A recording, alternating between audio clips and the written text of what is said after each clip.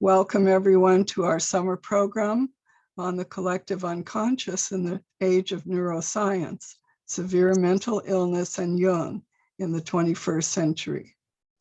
A warm welcome to our guest speaker today from Cleveland Heights, Ohio, Dr. Hallie Beth Durchslag. Today, our speaker will take us on a personal journey with Jungian practice through her own struggle with bipolar I disorder and psychosis. This process caused her to face a conundrum of reconciling medical and depth psychological models of treatment. This in turn led her to a deeper connection with the works of C.G. Jung, his understanding of synchronicity, and to a sense of the ultimate connection between psyche and matter. Dr. Durchslag will present 4 autobiographical narratives, including her own, which highlight their connection to numinous and transpersonal collective material. Dr. Hallie Beth Durchslag teaches, writes, and maintains a private practice as a Jungian-based psychotherapist. She began as a social worker in community development, earning her Master's of Science from Case Western Reserve University. Later, she earned her PhD in clinical and depth psychology from Pacifica Graduate Institute in 2015. Hallie wrote a book titled The Collective Unconscious in the Age of Neuroscience, Severe Mental Illness and Jung in the 21st Century. She is curator of the Anima Mundi project, and holistic approach to personal development and community building. She is also past president and honorary board member of the Jung Education Center in Cleveland, Ohio. Please welcome our guest speaker today, Hallie Beth Durchslag. Her topic is the collective unconscious in the age of neuroscience. Hallie. Thank you, Virginia. That was very kind. Thank you. Thank you to everybody for choosing to share your time with me today. Thanks to Judy and the Orange County Jung Club for including me in your slate of programs. It's quite an honor. The reason I'm here with you today, sharing your space and your time, is because of my experience as someone with bipolar disorder, bipolar I disorder, who at the same time loves analytical psychology. This has been a tough love affair. It should not have been, nor should it be, but it has been, and it is. So we're going to spend some time today looking at why it is seemingly so difficult to reconcile a diagnostic label like bipolar I disorder within the current landscape of Jungian theory and practice. I actually forgot to get my share screen going, so give me just a moment.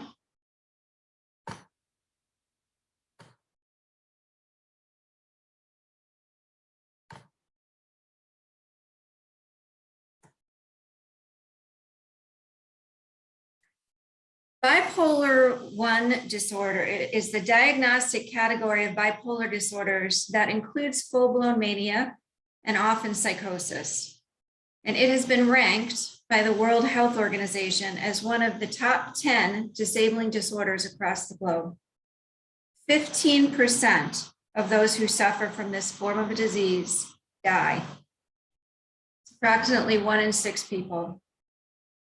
And living with this disorder comes with severe familial, financial, and societal hardships, many of which I've come to know myself. Schizophrenia is also included in our exploration today. Schizophrenia, or dementia praecox, as it was called, was Jung's source of empirical findings.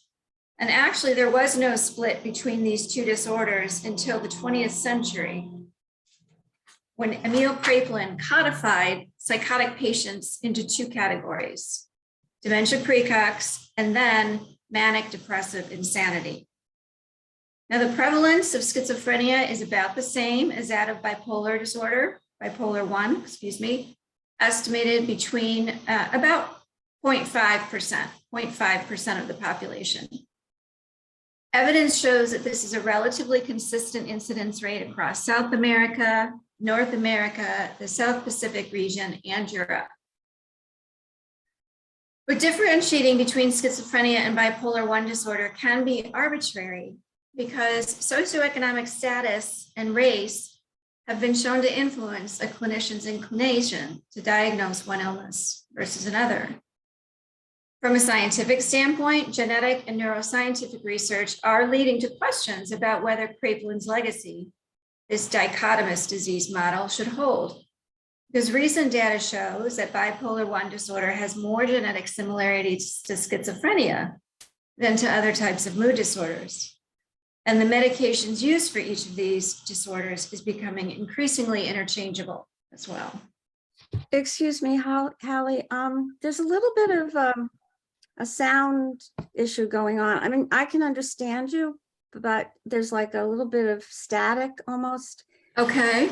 We didn't have that when we did our practice. I don't know if there's anything different than anything that you can do. I mean, we can hear you, I believe. Okay, I'm so sorry.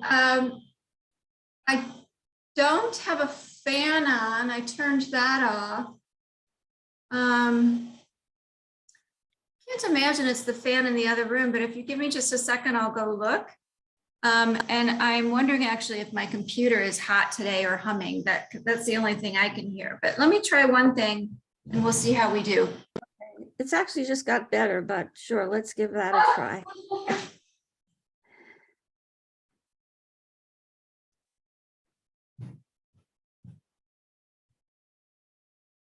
Maybe it's my buzzing energy. That's it. Which I'm sorry for.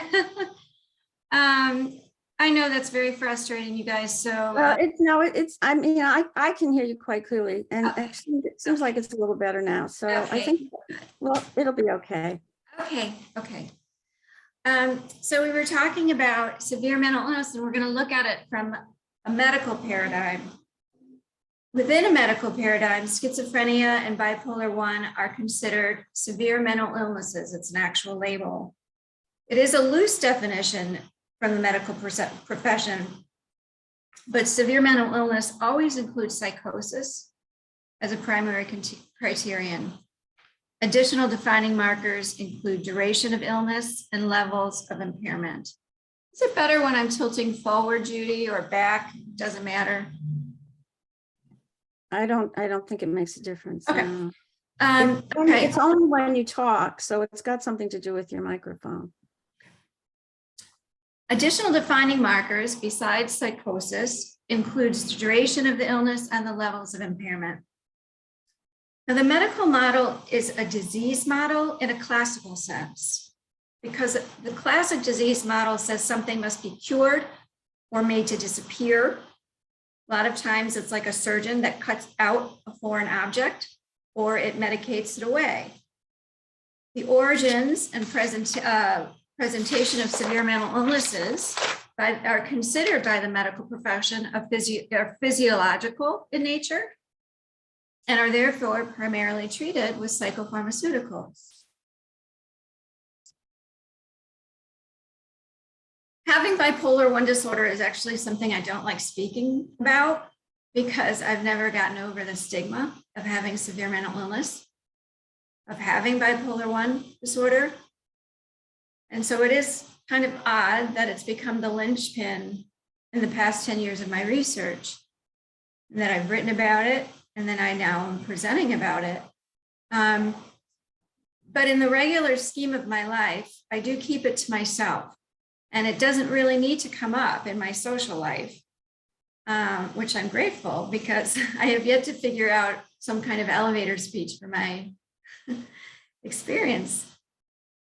I don't have a lot of, counterpoints for stereotypes and judgments. Most of them would be silent anyway, so they would be difficult to counter.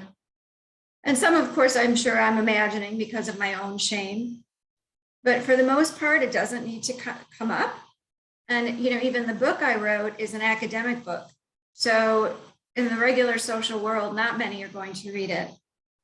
Although actually I haven't figured out an elevator speech for my book yet either, which is silly. But I think the difficulty is I just can't seem to spit out that I am one of the primary case examples in the story. Now, I'm a clinician and I do judge clinicians' readiness in the therapy dyad to manage projections and countertransference all of the time. I think it is one of the most essential ingredients in our clinical practice. And I own the fact that I can be critical. So I imagine others critical eyes as well, because having a severe mental illness is a pretty easy mark. So I really don't share much with colleagues either. And now, double down on that discomfort, because truly, I feel the most stigma within psychoanalytic communities and with the Jungian community most of all, which is the community I feel most wedded to.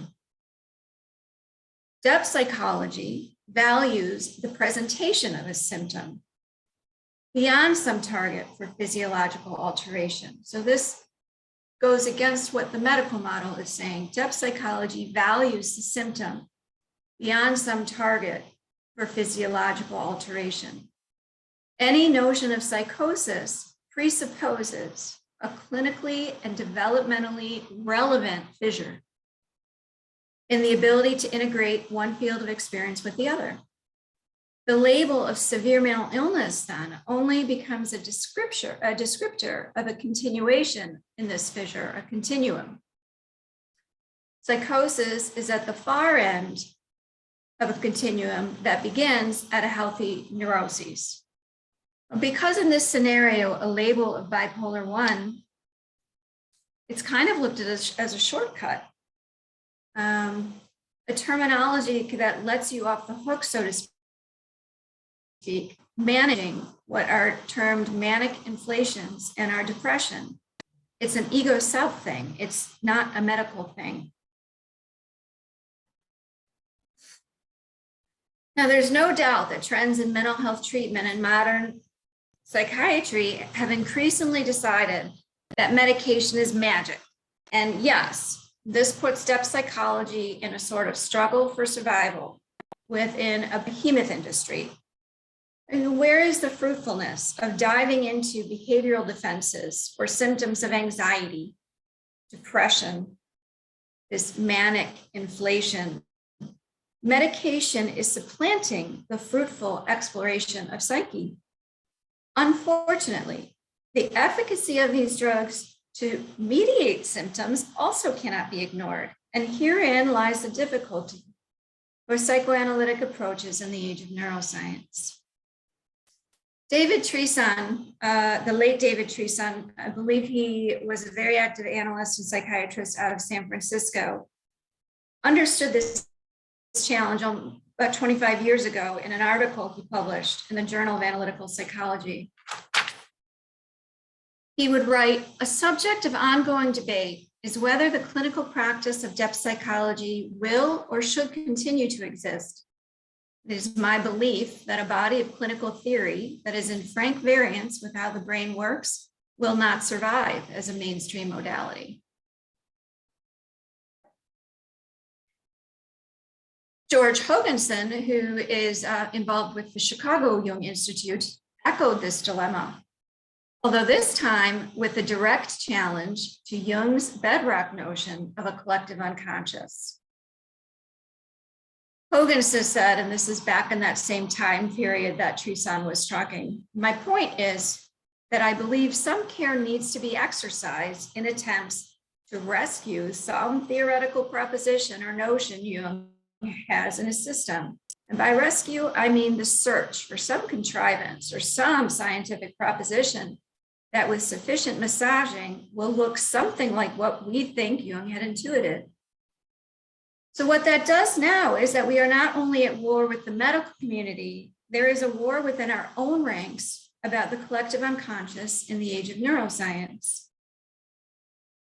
It perhaps seems counterintuitive then that by looking at these medications, we can actually meet and allay these valid concerns. Ultimately, and perhaps surprisingly, considering the skepticism, Jung's work was heavily aligned to today's scientific discoveries about the unique physiological origin of severe mental illnesses like schizophrenia and bipolar 1. Jung made these links before scientific advances could support his theories, but now they actually do.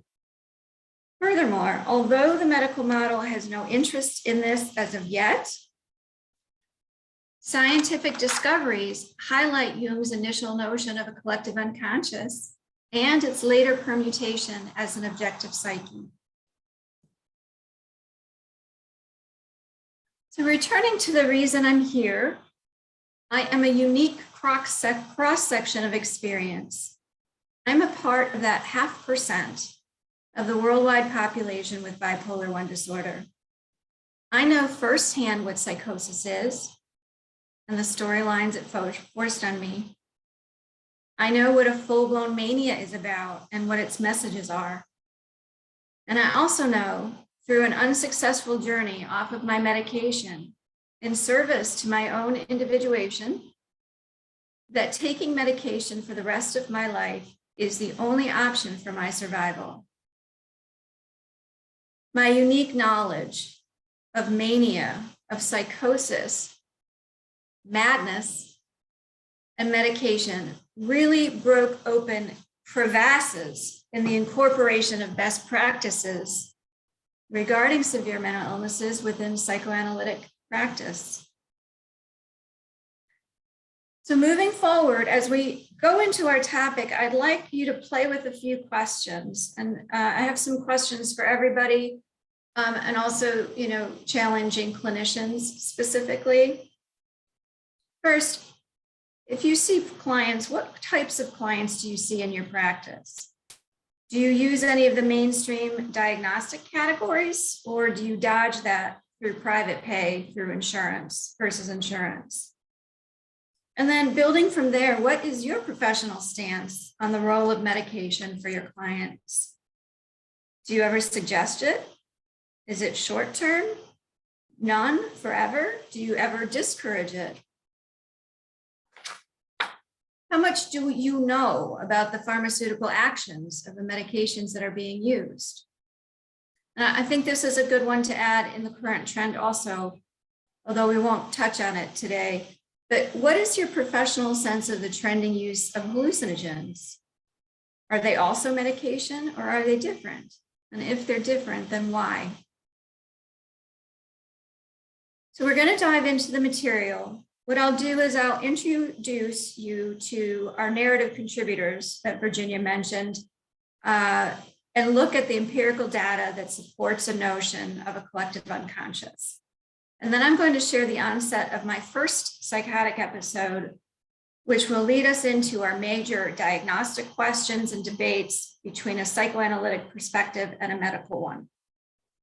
We'll probably take like a short 5 or 10 minute break in there at some point, but in general, this will take us to a nice stopping point for lunch around noon on the West Coast. And the way things are organized, we'll have time for Q&A. And if we shorten our lunch to 45 minutes so we have more time for Q&A, I hope that's probably okay. And Judy has already described how we're going to manage the Q&A. And then after lunch, we'll look at my more recent psychotic episode when it was in 2006 and how it can illuminate in what ways and why material from the collective unconscious wells up in these disorders.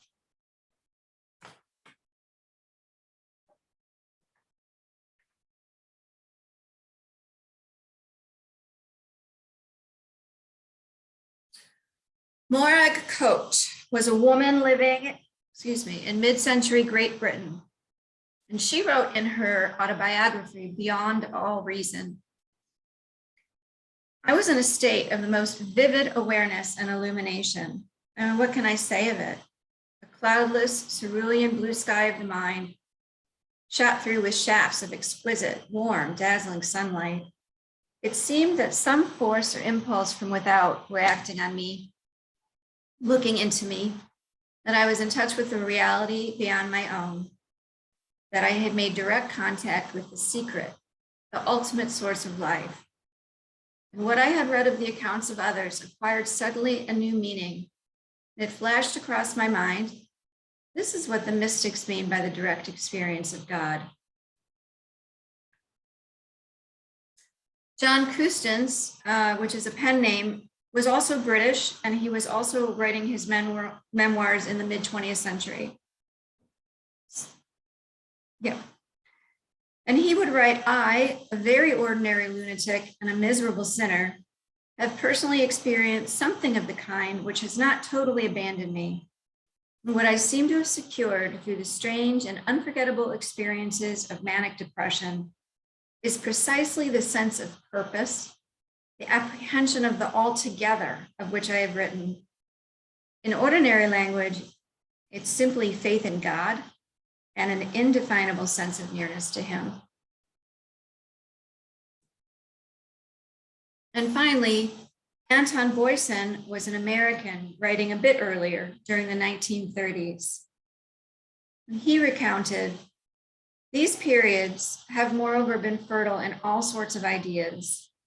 They have opened up, as by powerful flashes of insight, new avenues of service and new vistas into the great unknown. I should be untrue to myself if I did not bear witness to the fact that the idea which I have since been following out with some measure of success was given to me at the time as by an intelligence beyond my own. It was an idea which I never before had dreamed. And I believe, therefore, that this experience of mine, with all its pathological features, was akin to that of the prophets of old. So let's compare that to a very simple, non-jargony explanation from Jung about what he considered archetypal. In Memories, Dreams, Reflections, he would say, we know that something unknown or alien does come our way, just as we know that we do not ourselves make a dream or an inspiration, but that it somehow arises on its own accord. And what does happen to us in this manner can be said to emanate from mana, from a daimon, a god, or the unconscious. The Jung's construct of a collective unconscious is this simple. There was a need to imagine a container for these transcendent themes, and also a need to imagine a potential vehicle by which it manifests into our scope of experience. So the collective unconscious was an idea that transpersonal material could be conceptualized as existing somewhere. It was an a priori construct, meaning it was named to note something that we can intuit and frame through form and content, not because we can view it. Now, the emanating source, mana or daimon, even a God construct, either reside in or are synonyms for some type of collective unconscious. Now, Jung's construct of archetype is a desire to understand how this material comes to be known. Concretizing the collective unconscious as an it is our sticking point. We long to see where this pool, this dwelling place is, and how it came to exist. And this applies to the term archetype as well, which is a label for some type of carrier or visible maker, let's say, of repetitive and seemingly transpersonal patterns. The term archetype came to be used in order to name something that becomes visible from something that can only be intuited. How it becomes visible, how it might possibly be patterned in order to become visible in the first place. This demanded a continual return for Jung to, well, what if, or perhaps, or, well, we could describe it as, or this scientific paradigm might. So we have something becoming visible from something yet to be located. And this seems problematic, right? As post-Jungians try to find their place within an increasingly vast amount of quantifiable data. And yet we can return again and again to data that supports something that aligns with Jung's original intent. Each of these constructs, or both of these constructs, let's say, archetype and collective unconscious, have their roots and are inextricably bound to the unique character of severe mental illness. Jung's work with severe mental illness was so instrumental that he actually stated the title of his definitive work, Symbols of Transformation, was, quote, misleading, for the book actually represents the analysis of prodromal schizophrenic condition. The analysis of case material from patients suffering with severe mental illness led Jung to identify archetypal clusters that remain central in analytic psychology: anima, animus, shadow, self, mother, child, and rebirth. And within these archetypal clusters, specific stories were found to well up according to the archetype being expressed. For example, the connection to Christ when confronting the self, the maiden, mother, or powerful sorcery of Hecate when confronting anima, or the hermaphroditic or messianic energy of the child archetype. We continue to utilize the power of such archetypal figures and themes. Today, it's only the source of these themes at question, and a study of severe mental illness can frame some answers. So each of our companions today, Maura Coate, John Kustins, and Anton Boysen, found this archetypal connection through their battles with severe mental illness. Within the experience of schizophrenia and bipolar I disorders, a window to something larger than ourselves bubbles forth. And as we'll explore in a moment, they bubble forth in recognizable patterns with thematic consistency.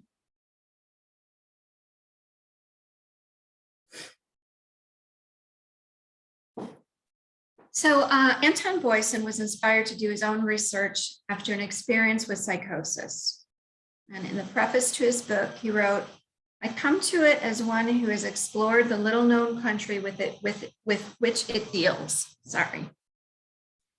He wrote, "To be plunged as a patient into a hospital for the insane may be a tragedy or it may be an opportunity.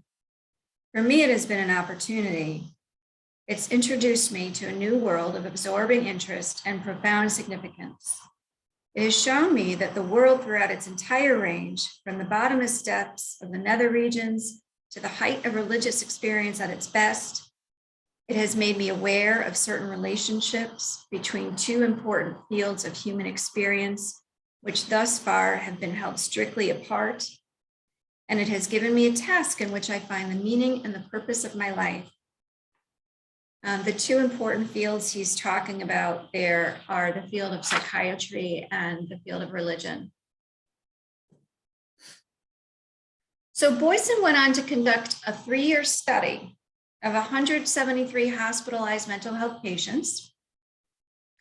And he found regularly occurring psychotic delusions that included ideas of cosmic catastrophe, other cosmic identifications, and earthly powers.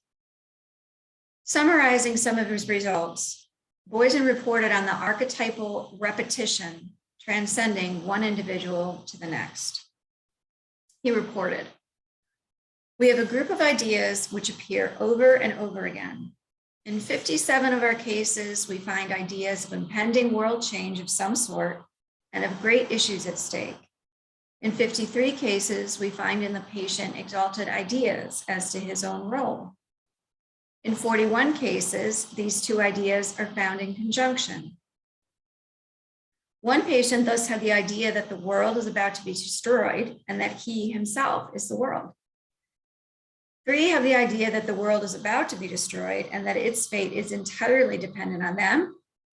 If they die, the world is ruined. 3 others have received revelations that the second coming of Christ is about to take place and that they themselves are to have a central role in this great event. presumably as the present day incarnation of the Christ spirit. Another announces that he's to be crucified. Two speak of themselves as the Son of God. Another considers himself the reincarnation of Abraham. Another is the devil, and he is greatly concerned lest all the Bibles be burned. And then another is alternately God and the devil.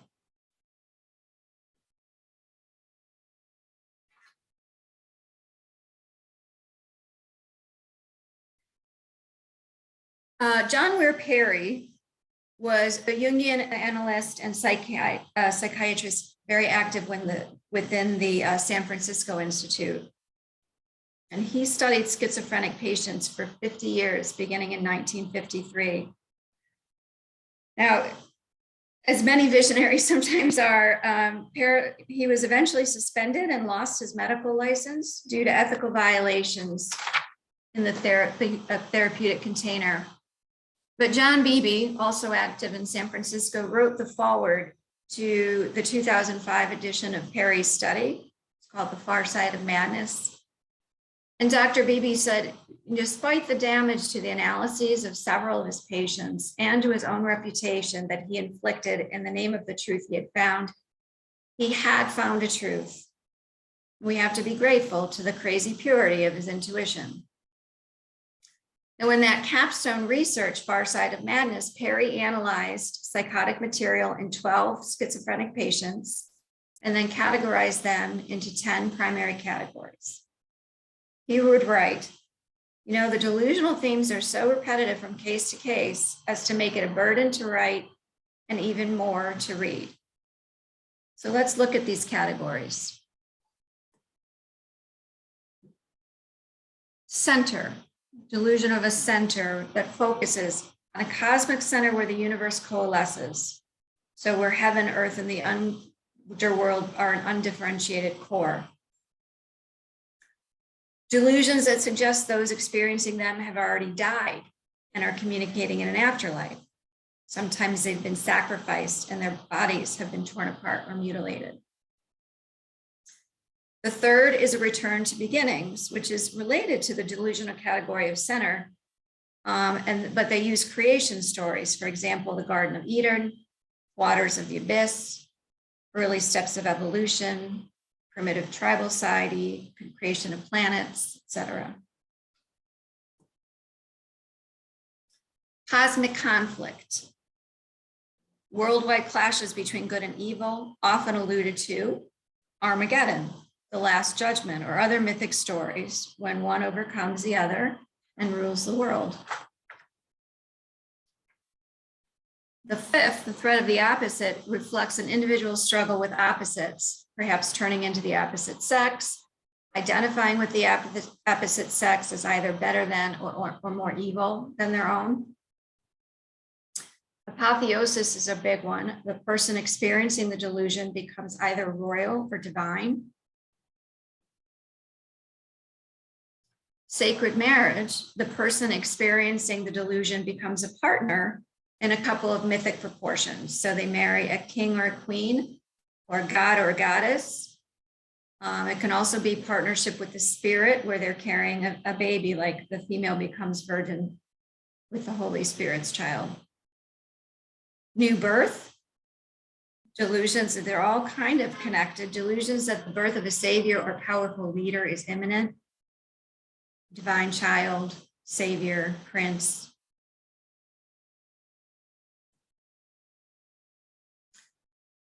Delusions of a new society related to the creation of a new world order that reflects a heightened and renewed sense of purpose or an enlightened society. New Jerusalem, a last paradise, utopia, world peace. And then finally, a quadrated world where powers, religious traditions, human races, lands, or the universe consist of 4 parts of a whole. I hope as I read those, you were hearing many of Boyson's findings in Perry's. Now, one of the biggest constellations that Perry identified relates to the mythic story of the hero. and the themes of apotheosis and new birth. The story of the hero is more of a political embodiment, and apotheosis, as we discussed, is like a religious connection.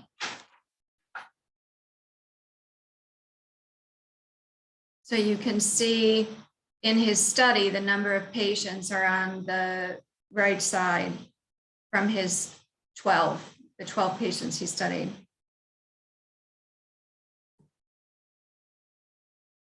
So Boyson highlighted that ideas of cosmic catastrophe and cosmic identification tend to occur together as a part of constellation of ideas, which does include ideas of rebirth, previous existence, mission, and so forth.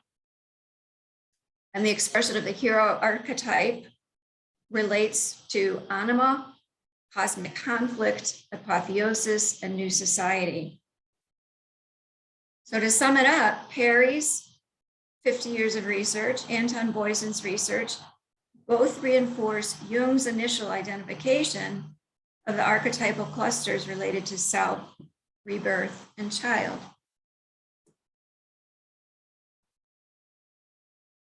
So we'll pool thematic material after we look at Perry with work, but those themes are also easily identifiable in our other autobiographies.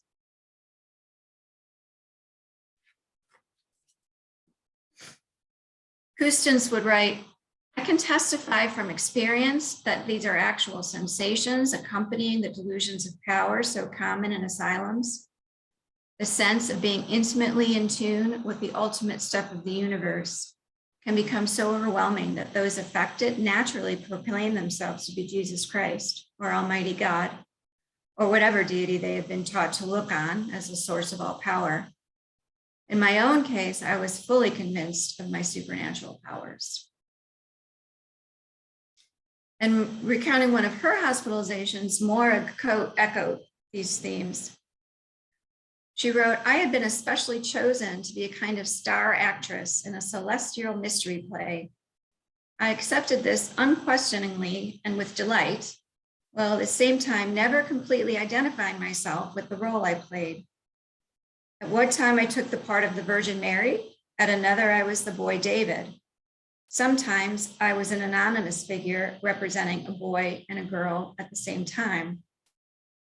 So just in that little snippet, we can see the reference to the hermaphroditic nature of the experience. So we're going to look more closely now at the nature and feel of psychosis, and then move into some of my own case material. We'll examine both of the psychotic episodes I had. This first episode, we're going to look at, because it's essential in exploring the etiology of severe mental illness, its roots. Etiology is the why of something. And then our example after lunch highlights treatment. So the harmony that we're seeking between medical and depth psychological models lies in an incorporation at both levels. We're pretty on time, so that's good.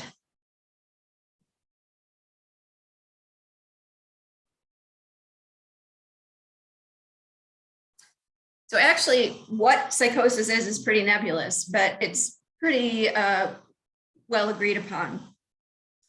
Stephen Stahl, whose compendiums on psychopharmacology are basically used like an encyclopedia of information on psychiatry, summarizes that at a minimum, psychosis means delusions and hallucinations. Therefore, psychosis can be considered to be a set of symptoms in which a person's mental capacity, affective response, and capacity to recognize reality, communicate, and relate to others is impaired. The psychoanalyst Marilyn Charles defines it as, quote, a closing down or attenuation of reflective function. And John Mills, also a psychoanalyst, looked at it from a philosophical thread. He was referencing Hegel, but came up with a similar summary.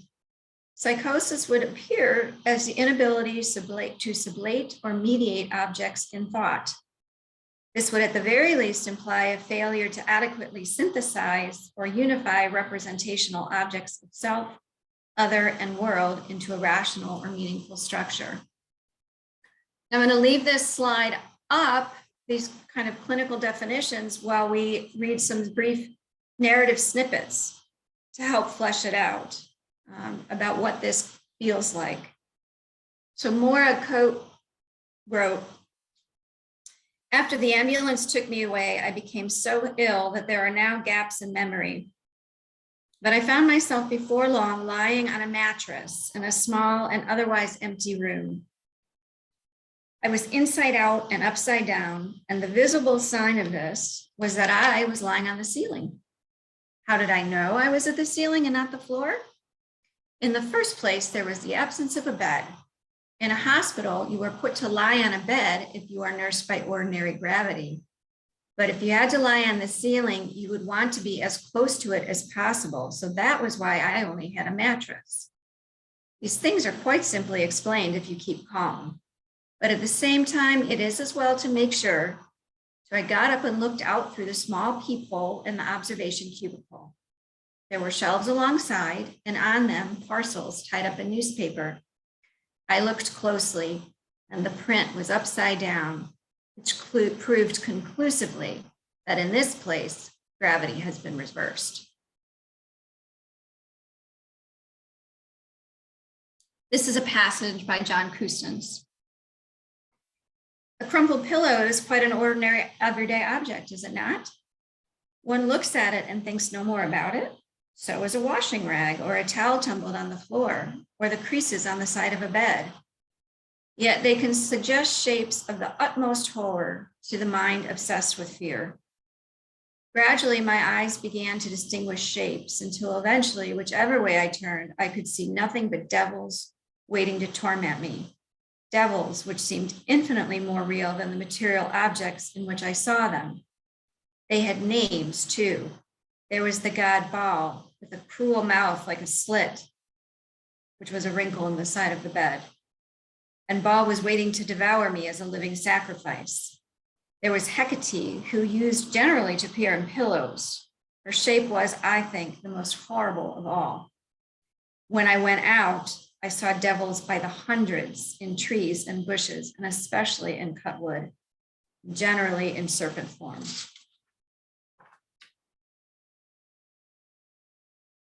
I think it's pretty remarkable to see these Jungian personages become such a piece of these delusional stories. These myth-forming structural elements, as Jung described them in Ion. Typical mythologians. Maura Coate wrote of the ever-increasing rapidity of images and stories tumbling on top of one another as she fell further and further into the psychotic state. She described how her visions of Armageddon and the Last Judgment became tangled with racial intolerance, the spurious sunrise of an atomic explosion, deep sea diving, mermaids, and the faded flowers of Persephone. Weaving through it was the resistance movement of the underworld, the smuggling of souls back across the Styx, and the unresolved mystery story of the Holbein Christ at Basel.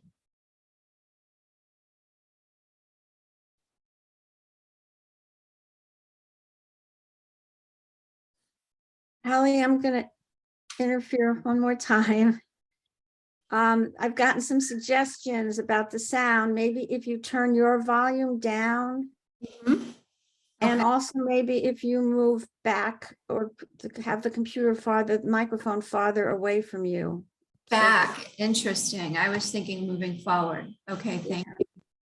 Well, I don't know. I mean, these are just, they may not work, but we just. Yeah. Tell me how that sounds. Can people hear that? Yeah, we can hear you. It's still a little, there's still this sort of static thing, but. I have bad news. I think what's happening is that I have a dome light, one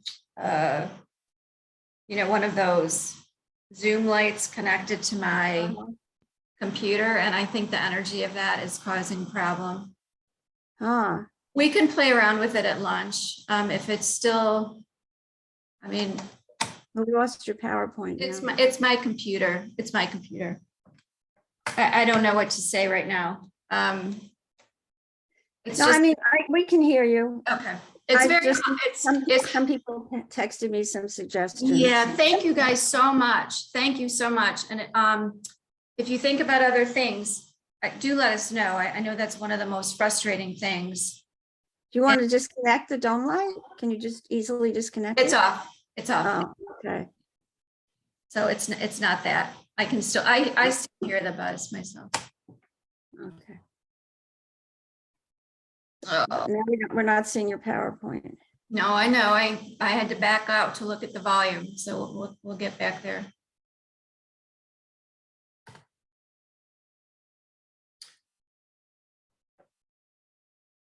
Okay. You can see it now? Yep. Yes, yes. So the timing of my first psychotic episode was the winter, and I'll try to stay put back here and we'll see if that works. The timing of my first psychotic episode was the winter break between the first and second semesters of my freshman year of college, which was January of 1989. I went straight to college out of high school, which was the norm in my social circle. I chose the University of Wisconsin-Madison. The vibe there was bustling, vibrant, progressive, and it ended up trumping the other choice that I had. So now I have a September birthday. So when I first arrived at my dorm, I was just 17 years old. Classes were fine, but huge.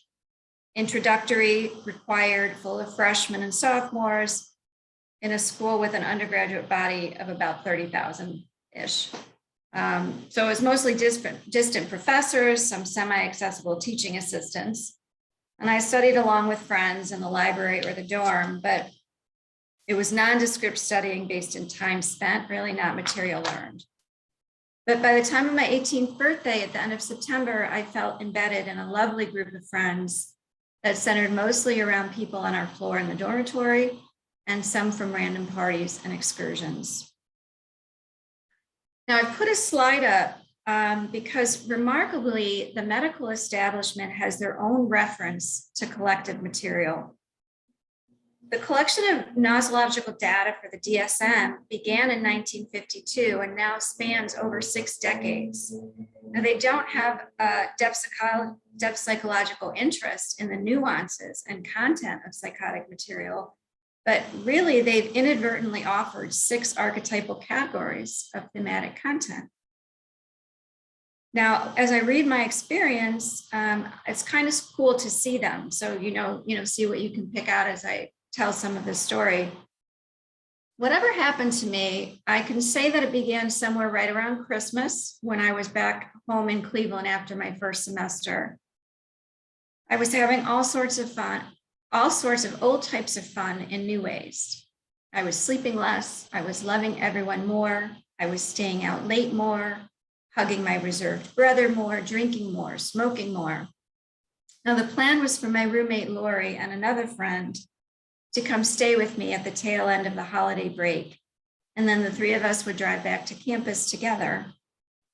And I know that by the time we packed into the car to go back to Madison, I was losing perspective, for sure. I'm going to share some kind of PC recollections, that kind of flashes of recall with some scenes. It was 33 years ago, but a lot of the images really remain quite strongly.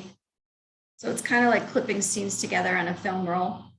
It is a 500-mile drive back from Cleveland back to Madison. I can't remember how, it's like, is that 800 kilometers? Somewhere around there. And I remember that on this trip, somehow I was becoming important enough to have a motorcade of sorts, and that the truckers on the highway were stationed to protect our car. And every time they switched lanes, they were communicating to one another about protecting me. And anytime they moved lane to lane, jockeying front, back, side, it was depending on whose turn it was. And then back at school, it was like this kind of secret network of students in our quad. and some in random stores and shops. I would look out from my own window across the quad, and when I saw lights switch on and off, I knew that things were safe. Kind of like Paul Revere, One If by Land type thing. Dorm lights from across the quad were turned on and off in order to cue that they were there, to cue to others that I was safe in my room, watching and protecting me because I was important to a political cause in the guise of a subtle but powerful witch. I was going out to this all ages dance club a lot of nights and would dance almost as a seductress thing, meant as a test for who would be on what side when the revolution came. Because there was political change and upheaval to come. The world was on the brink of overthrowing what was at that time a Republican nature. The first George Bush was in office. But it went further than that because I, in fact, believed I was going to become pregnant with the Savior. And just to pause, if we think back to the hero archetypes we reviewed and these flip-flops between being a religious hero and a political hero, it does move quickly and it doesn't really feel like it shifts at all while you're a part of it. So I was going to become pregnant with the Savior, and it was going to be an immaculate conception. My witchcraft was able to put things in motion. I took a little opal charm that I wore off of its chain and placed it in a little silk-covered jewelry box I had. And when I closed the lid, the gestation began. My friends would ultimately get me to willingly go to the hospital emergency room in order to get a pregnancy test. And so I went to the hospital with my friend Candace as my companion, even though one of the reasons that I ended up qualifying for a mandatory admittance to the inpatient psychiatric ward was because I had threatened to kill her. Apparently, I'd also kicked her, but I do remember threatening her, although not the kick. We were all sitting on the floor of our dorm room talking earnestly, I thought, about this pending political coup. And I was telling Candace, who espoused a pretty radical anarchist perspective, that if in fact she carried out an assassination that was not part of this grander plan, I would have to kill her. So it was a straightforward political statement on my end, not anything personal. And it couldn't have been long after that she took me to the hospital for my, quote, pregnancy test. I have a memory of standing in the stairwell at the hospital, holding Chelsea's hand, Candace's hand, asking if people were watching us through the lighting on the ceiling. If you think about the kind of the lights in the stairwells. I asked if people were watching us, and she was reassuring and calming and said no. I remember being in the examination room with a doctor and a police officer, and then I was admitted. I remained hospitalized for several weeks, and I have a lot of memories from there as well. And it's that I was there that I was diagnosed with bipolar 1 disorder. Eventually, my parents would come and pick me up, take me back to Cleveland. So I'm going to share an extended reflection now from that time in Wisconsin, right before I was hospitalized. It's a piece of creative nonfiction I began writing about my illness decades ago, and it tries to capture the tone of what I just shared with you. So sound manageable? Is our sound manageable? It's about the same that it's been. Okay. Actually might be a touch worse. There's some kind of interference going on. Maybe we'll try to look at it during lunch. So this is the recollection from a psychotic perspective. I grabbed my bucket of toiletries, dropped it, picked it up again, yanked my towel off its hook, and started toward the dormitory bathroom to take a shower. The whole walk down the hall, I thought my knees were going to buckle underneath me. I was dizzy, and the pattern of the carpet kept coming in and out of focus beneath my feet. Just get to the bathroom, I was thinking to myself. Just get to the bathroom. My college roommate, her boyfriend, my friend from across the hall were all invading my space, corralling and surrounding me in our tiny little room, trying to tell me about terrible things I'd been doing, like kicking my friend Candace, threatening to kill her, things I didn't believe or admit to remembering, but things they would not let go, even after I screamed and pushed at them and told them to get out. But they just screamed back, and I tried to block the door. They were confusing me, agitating me, and I needed to be alone.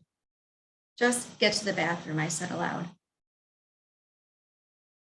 Once the bathroom door shut behind me, I checked under the bathroom stalls to make sure no one was in there. No one was hiding, that I was alone. And I was. The bathroom was mine.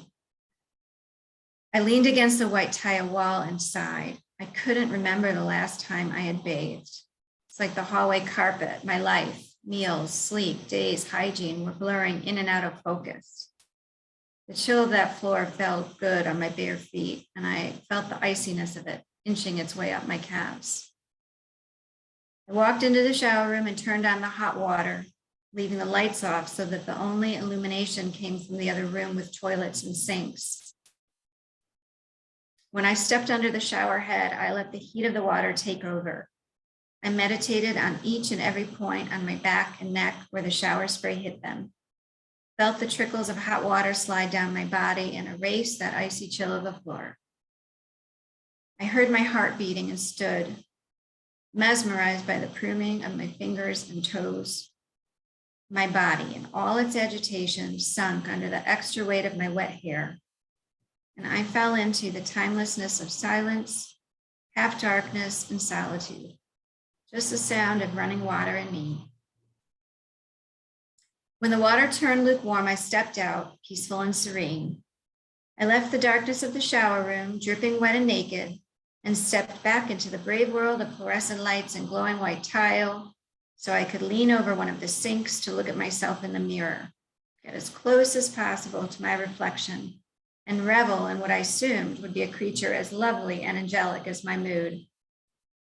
My friends told me I had been looking at myself in the mirror incessantly over the past week, and why not? I was more beautiful than I had ever been, and I loved me.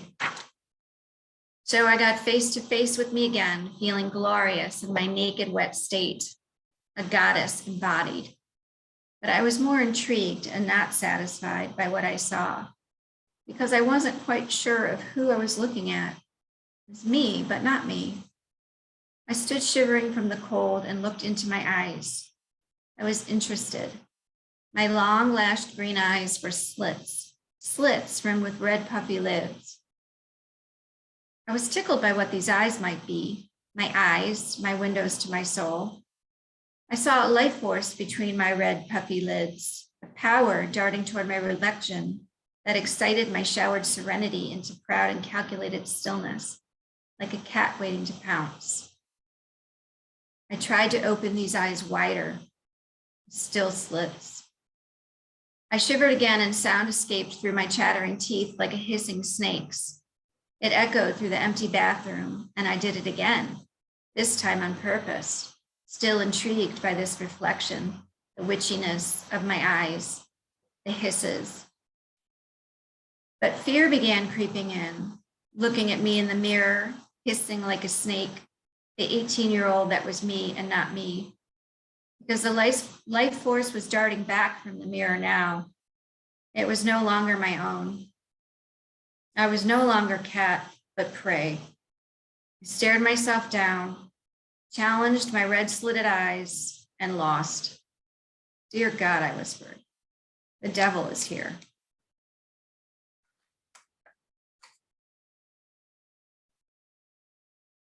Just returning to these typical mythologisms that are archetypal, I found a brief snippet in Morad Coates' account that really struck me after revisiting my own experience. Before one of her eventual hospitalizations, she described She said, I was found soon afterwards dancing naked in front of a mirror. My eyes were very wide open, so the whites were visible on both sides of the iris. From this, I knew that I was now a priestess of the Minoan snake goddess, or perhaps the goddess herself. It did not seem to matter which.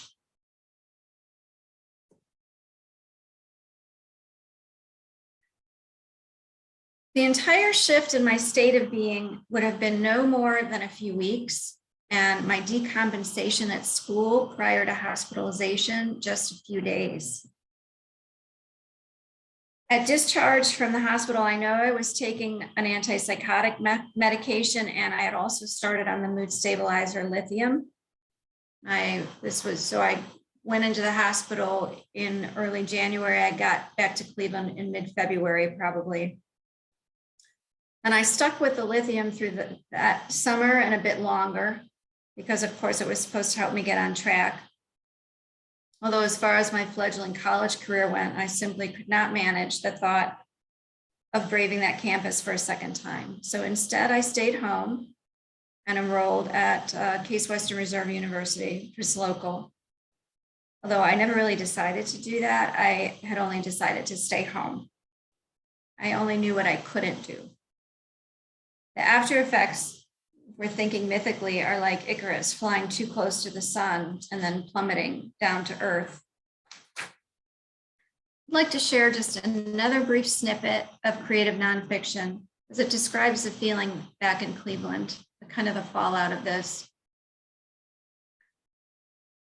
I remember standing at the bathroom mirror, at least 30 pounds heavier than I'd been, and staring into a bloated face full of cystic acne so painful I could barely smile even if I'd been in the mood to. And whether it was the nature of the clinical depression that follows mania and psychosis or the side effects from the lithium, for the first time in my life, I knew I was the ugliest creature in the world. And that's it. The person looking into the mirror never quite learns how to stomach the person staring back. That first time, the piece of my mind that was still 17, the piece of me that existed before my break, before the psychotic episode that landed me in involuntary lockdown, the piece of me that made my own decision to go off to Wisconsin, the one that made friends and found a boyfriend and all the other normal things in life, looked on and saw it all. It looked on and watched the crown ruler of depression take me places I never thought I'd go. The psychiatric world agreed. It was official. I was now broken. Hallie Beth sat on a wall. Hallie Beth had a great fall, and all the king's horses and all the king's men couldn't put Hallie back together again. And yet I was still alive, broken, unfixable, but alive. So I think if it's okay, a 5-minute break. And when we come back, I'm just going to spend about a half an hour discussing the etiological explanations, the why, from the perspectives of the medical field and from the psychoanalytic field. And then we'll have some time for questions, and then we'll take our lunch break. Is that okay, Judy? Sure, works for me. So it's 11:20 California time. So if we can just come back before 11:30, so like 11:25, okay? Okay. We're gonna spend some time talking about the why. Why did my decompensation happen? That's the etiology of something. Now,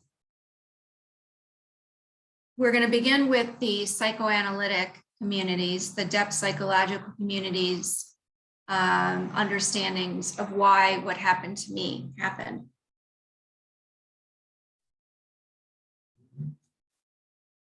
We use two different psychoanalytic people to define psychosis. We're going to go back to them. So Marilyn Charles suggested we see two early pathways to psychosis. The first path is associated with abuse or neglect, and is characterized by a lack of a consistent and organized strategy of effective self-regulation that precludes the development of a coherent, integrated self. This second path is linked to families who are struggling with unresolved trauma or loss, and is characterized by a breakdown in more generally organized and consistent strategies of affect regulation, manifesting as a self that coheres sufficiently to function relatively effectively under normal conditions, but not sufficiently integrated to hold under pressure. And John Mills reflected on this. He wrote, "Throughout my clinical career, I have yet to encounter any who are prone to psychotic experiences and free of developmental suffering and attachment disturbances, even if only minor in scope or intensity. When more pronounced forms of trauma, abuse, or neglect are identified, there is always a correlate to how attachment patterns have developed and are compromised in relation to feelings of safety, emotional security, self-cohesion, the construction of object representations, capacity for affect regulation, and the formation of psychic structure. Here we may say that psychotic symptomatology cannot be separated from attachment pathology and the presence of developmental damage." Attachment-oriented, objects-relation-based psychoanalytic theory explains the etiology of psychosis on the theory that a maladapted, fragile ego is the cause of psychosis, schizophrenia, and any type of severe manic depressive fluctuation. And this position has been echoed in the literature repeatedly over 100 years of psychoanalytic literature. Another example of this object relations perspective would be maladaptive responses within the mother-child relational dyad. Psychosis here is seen as an extreme expression of primitive feeling states and unintegrated emotion related to the early mother-child attachment interactions. And manic states have been characterized as a primitive desire to return to the fused mother-child dyad. Quoting Margaret Mahler, it's described like this: "Mania is like the dream of a small child with the wish fulfillments of the narcissistic pleasure ego. This view postulates that the ecstatic mood states of the patient relives the nonverbal experience of union at the mother's breast and is a defense against the painful frustrations and disappointments of life. This leads, according to Mahler, faulty or failed individuation." Finding myself within these descriptions, because these descriptions span all psychosis, schizophrenia, manic experiences, and bipolar generally, and do not contain diagnostic distinctions, which we'll talk about in a few minutes, my descent into psychosis when I was 18 was likely considered because of the stress of going to college. And occurring somewhere in those weeks of late December through early January, or maybe building slowly in a crescendo from the time I arrived as a freshman. According to these theories, it was just more than my poor little ego could bear. I did not have a strong strategy for self-regulation, whether it was due to some of my unresolved trauma, some kind of abuse or neglect. I didn't have enough self-cohesion, nor did I have a sufficient formulation of my psychic structure. And although we're not talking specifically about my mania today, apparently those are because I was longing to return to my mother's breast. I mean, that hurts. It's difficult for me to state my own take on these things without sounding defensive. But there are no doubts for me that that semester at school was a solidly neurotic experience, by which I mean I remember the transition from high school to college as a natural, though painful, experience with feelings, lots of insecurity around interpersonal relationships and making new friends, But I hope by dipping our toes into this perspective, you can see that I do in fact need to defend myself a little bit. Even more importantly, I think that the field of depth psychology should be defending itself because there is an entirely different model.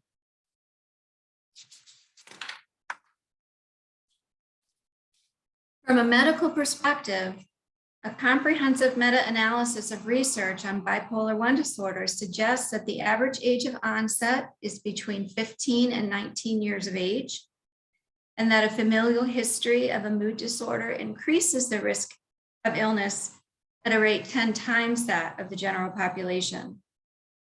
This risk is increased if the history of mental illness is on the maternal side of the family. My experience was typical of both of these findings, both in terms of age, because I was 18, and family history. My mother's maternal aunt was lobotomized in the late 1940s, and the maternal uncle had committed suicide. Now, science is actually a lot more humble. Science does not pretend to know the cause of psychosis. You remember Stahl acknowledged the cause of psychosis is almost completely unknown, nor might I add, am I talking about all psychosis. I am talking about this particular manifestation of psychosis. If we just look at the term dementia praecox, that's the original name for this type of psychosis. Dementia praecox talks about a premature dementia. Praecox is Latin, which means very early. So it's some type of unexpected degeneration. And it has been found that these type of psychoses have a genetic background. For example, the lead researcher for a meta-analysis identified that the major psychotic illnesses, schizophrenia and bipolar disorder, are among the most heritable common disorders.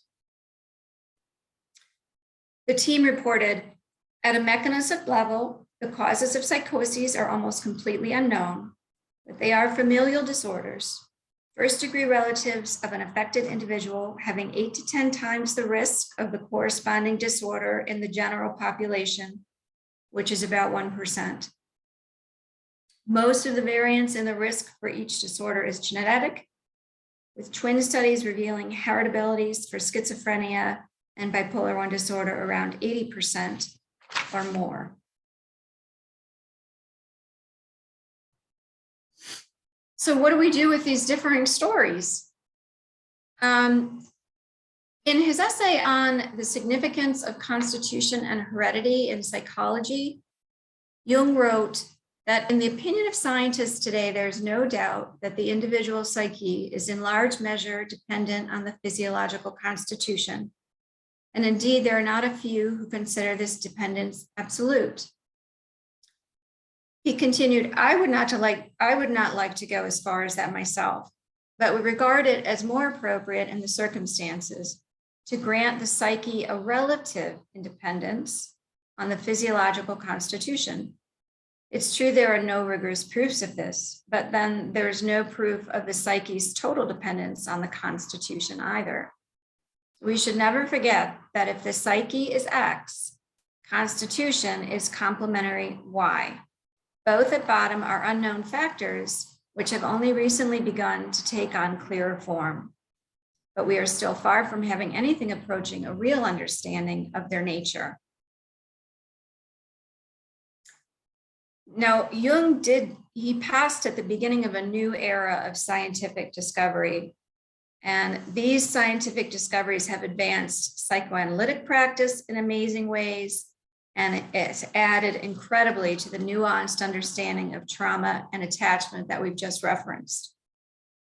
But that scientific discovery is also the roots of how post-Jungians began to use science to discredit some of Jung's theories, especially that that rascal, the collective unconscious. By spending time with this forgotten category, which we'll look at in more detail in a minute, category of organic disorders, the physiological disorders and pharmacological solutions, my hope is that we're going to breathe new life into this mystery between psyche X and physiology Y. And this intersection between X and Y really is the ground floor for Jung's work, but it's like this forgotten thread. And it's no wonder in a way, because this thread lives in all places, a favorite nemesis in the Jungian community, these dreaded diagnostic guides. Because these guides are dry and dull and stripped down, but they do hold the legacy of severe mental illnesses. And so they deserve some attention.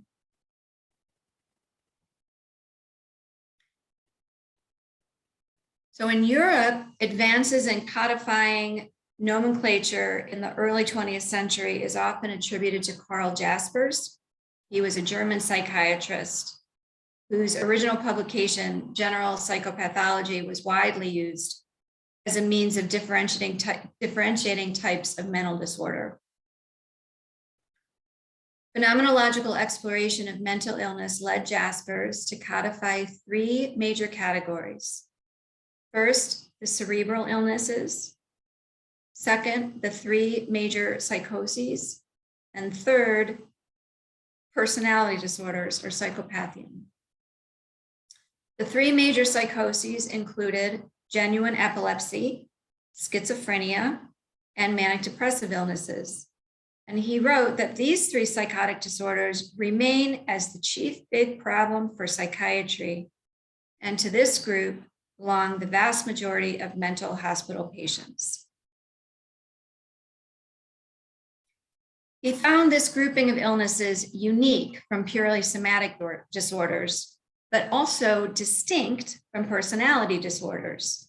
Jaspers believed that although these disorders were not of an entirely somatic nature, quote, one must, however, assume that many of the psychoses have a somatic base, which one day will be known, and the hereditary link is a concrete reality. So this is before DNA was actually discovered and viewable. So, but he's right.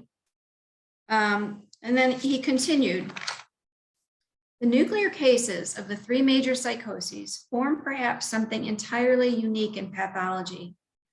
We are concerned with several modes of the organism in its totality, with events which are simultaneously somatic and psychic in character, without the one taking precedence over the other. We cannot find any anatomical focus and no somatic cause, nor any psychic cause. The totality of the phenomena is linked together in an unending complexity, both in the individual basic features as well as in their combination. This was Jung's position as well. He would write, the problem has two aspects, physiological and psychological. For the disease, so far as we can see today, does not permit of a one-sided explanation. Its symptomatology points on the one hand to an underlying destructive process, possibly of a toxic nature, and on the other, inasmuch as a psychogenic etiology is not excluded and psychological treatment in suitable cases is effective, to a psychic factor of equal importance.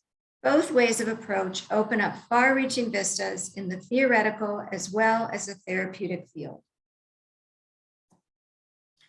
Now, Jaspers' third category, that personality disorders or psychopathian, is the equivalent to what Jung's term he would use, the equivalent to that antiquated term hysteria. And Jung used hysteria frequently as a contrast to his theories on dementia praecox. Now, in the case of hysteria, Jung considered symptomatology to be first and foremost of a psychogenic and not a biological cause, meaning that the causal factor arose from emotional triggers in the outside world. It may, for instance, be a psychic shock, a grueling conflict, a wrong kind of psychic adaptation, a fatal illusion, and so on. And so in this, we see the object relations perspective. In this, we see how going to school might have disrupted me to such a level. And so from this, I am in the antiquated parlance, hysteric. I'm an hysteric, and I'm in the psychopathian grouping of illnesses. However, in Jung's 1907 essay on the psychology of dementia precox, he said, in order to prevent misunderstandings, I must add at once that the continued predominance of a strong complex in normal psychic life can lead merely to hysteria, but the symptoms produced by the hysterogenic affect are different from those of dementia precox. We must therefore suppose that the disposition for the origin of dementia precox is quite different from that for hysteria.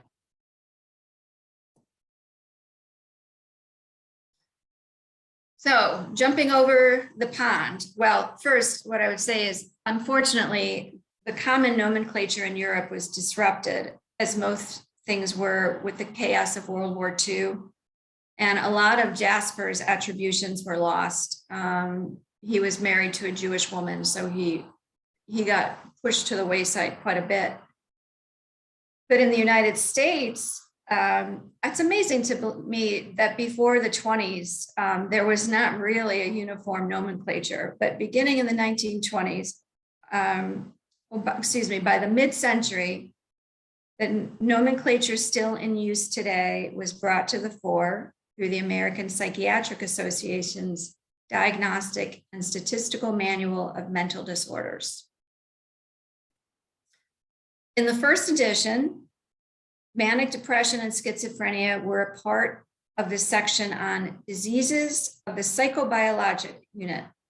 This term kind of harkens back to Jasper's category of cerebral illnesses and major psychoses. Now, the second edition discarded that term, but kept both manic depression and schizophrenia separate from neuroses and personality disorders and linked them more closely with a listing of other brain disorders. And these crossover brain disorders are things like epilepsy, Huntington's, Alzheimer's, changes due to traumatic brain injuries, all of which can produce psychosis. Now, overall, there have now been 5 editions and 2 revisions over the past 60 years, and the impetus for many of which were meant to keep pace with the World Health Organization's International Statistical Classification of Diseases, which is now in its 11th. It's called the ICD. So you see ICD 11. It's like we have the DSM 5, whatever we're on now.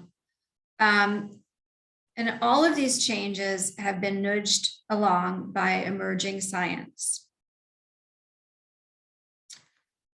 So let's just circle back to the end of Jung's legacy, because this is all, a lot of research didn't start until the late 1950s. While the American Psychiatric Association was finding common language in the US, Europe's psychiatrists too were beginning to join together in a common venture toward an increased integration of scientific advances and severe mental disorders. And Carl Jung was a part of that revolution. He was actually invited to serve as the honorary president for the first symposium on chemical concepts of psychosis that was showcased at the Second International Congress for Psychiatry in Zurich, which was held in 1957.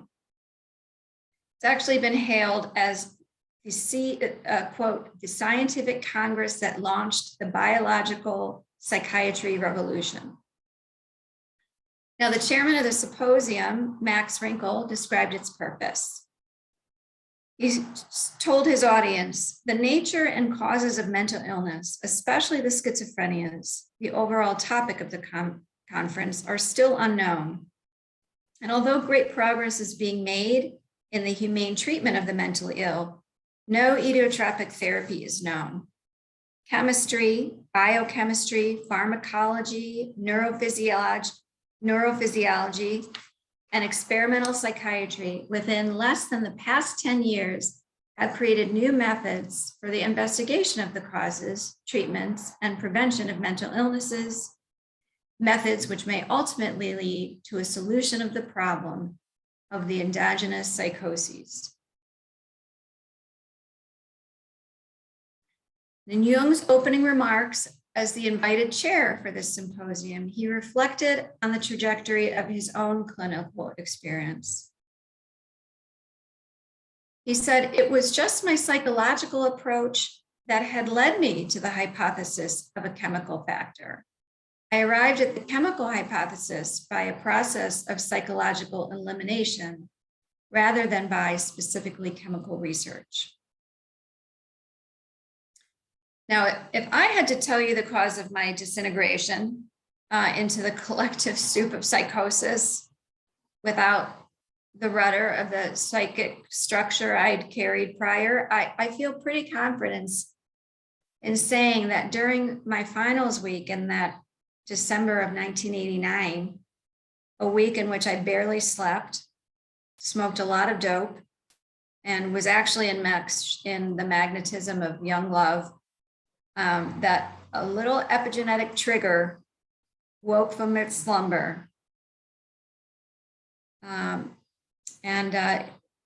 My belief is that my descent aligns with the medical etiology of bipolar 1 disorder.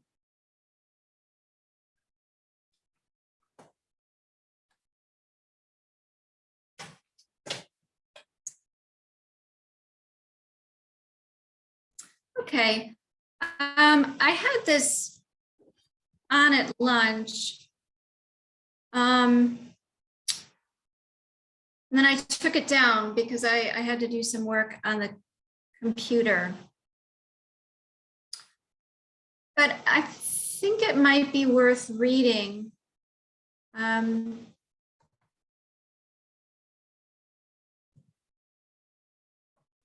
Just can't seem to read it while I see the screen, so we've got to just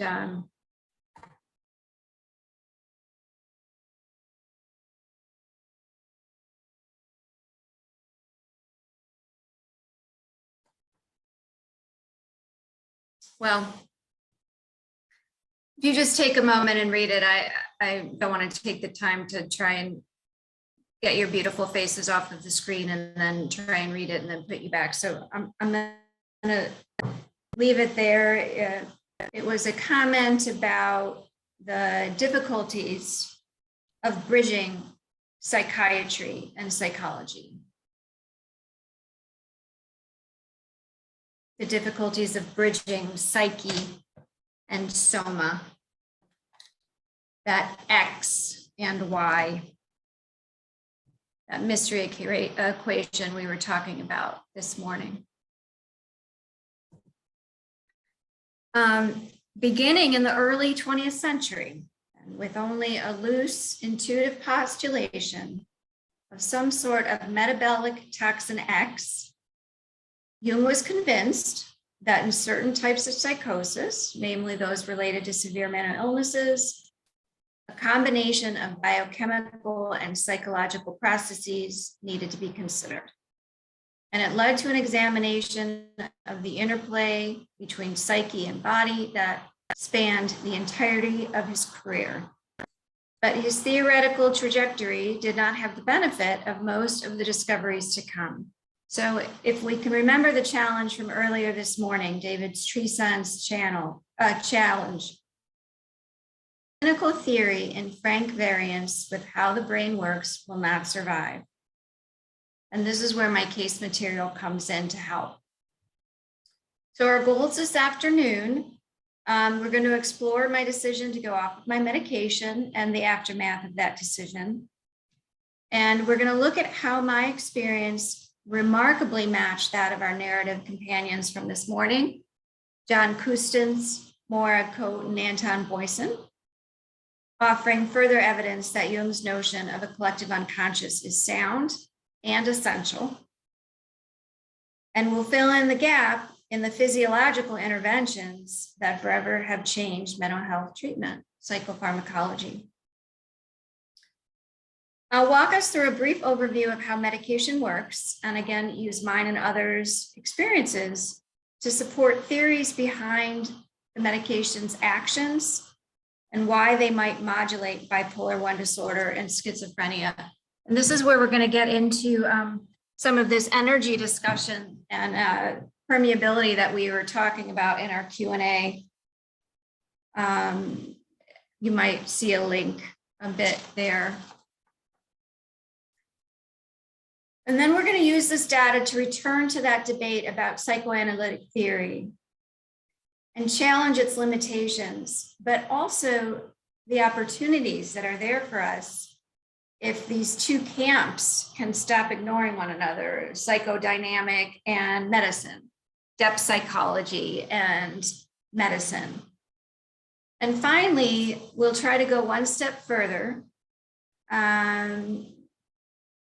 by touching on some of Jung's ideas about objective psyche and synchronicity that he discussed in his later career. So let's give it a shot. I'm a little discombobulated. Sorry, okay. Getting situated.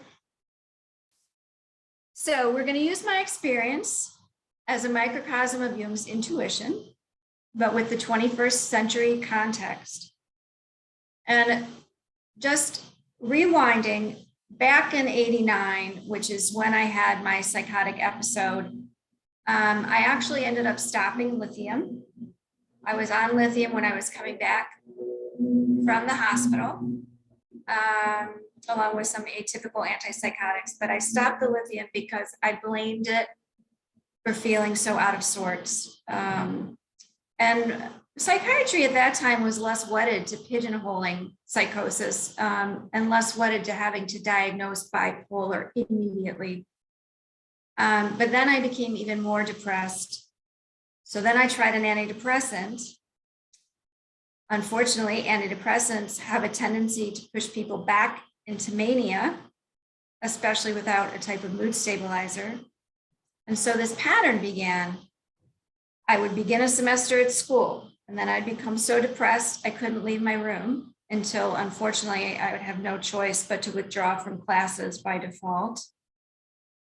Or I would get to be feeling so much better. I'd decide that I was just way too cool for school. I'd drop out and I'd go off on some little adventure. And on one of these adventures, I really did get myself in trouble. There's backstory, and it's okay. I'm not a hardened criminal, but I did get arrested for possession of a stolen vehicle. And conditions of my release had me hauled back to Cleveland, where, as happens on any other side of any mania, I fell into a terrible depression. And this time, I became so depressed. I knew that if I didn't choose some type of medication, I was going to die. And from that point, which was in the spring of 91 or 92, and for another 15 years or so, I took medication, period. And, I tumbled along with just the neurotic problems of a young woman, of finding meaning in my life. I mean, I was just turning 21 and I turned 30.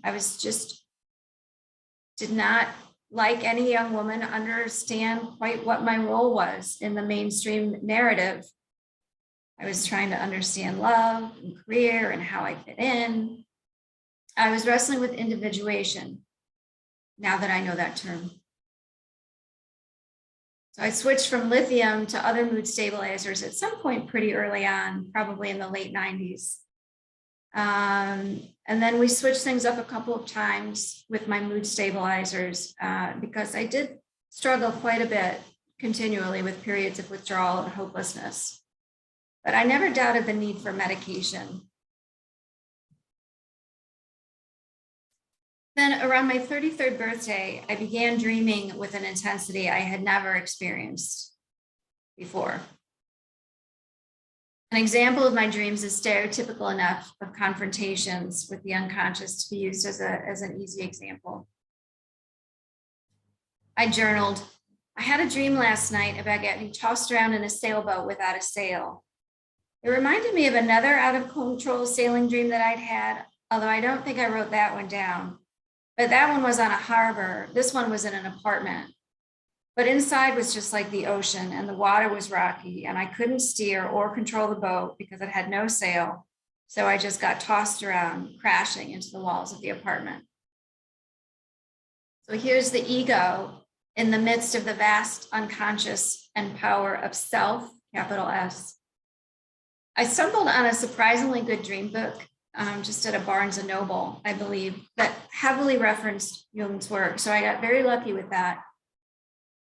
I would journal for hours at a time, analyzing my dreams and attempting to express a wellspring of powerful connection, that numinous connection, spiritual connection that I hadn't felt before at the level of intensity breaking through them.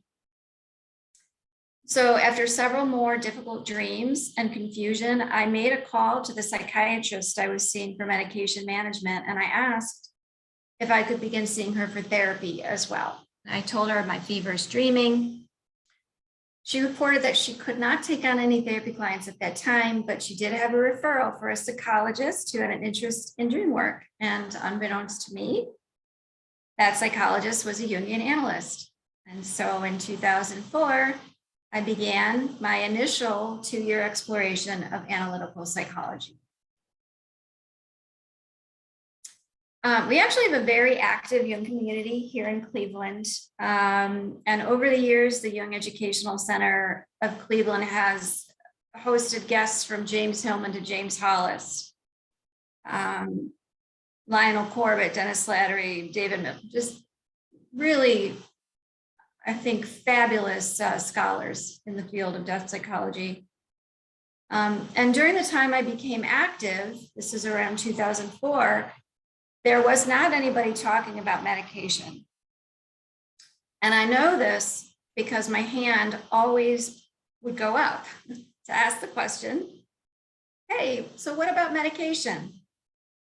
And the answer is that medication is a shortcut that was invented by the medical profession as a bypass for psychodynamic exploration. At its best, medication was a bridge until trauma was processed.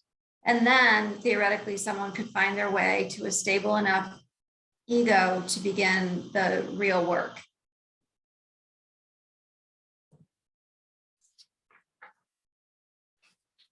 So when I chose to discontinue my Lamictal in 2006, it was based in an attempt to nurture a connection to self that was not mediated or limited by pharmaceuticals.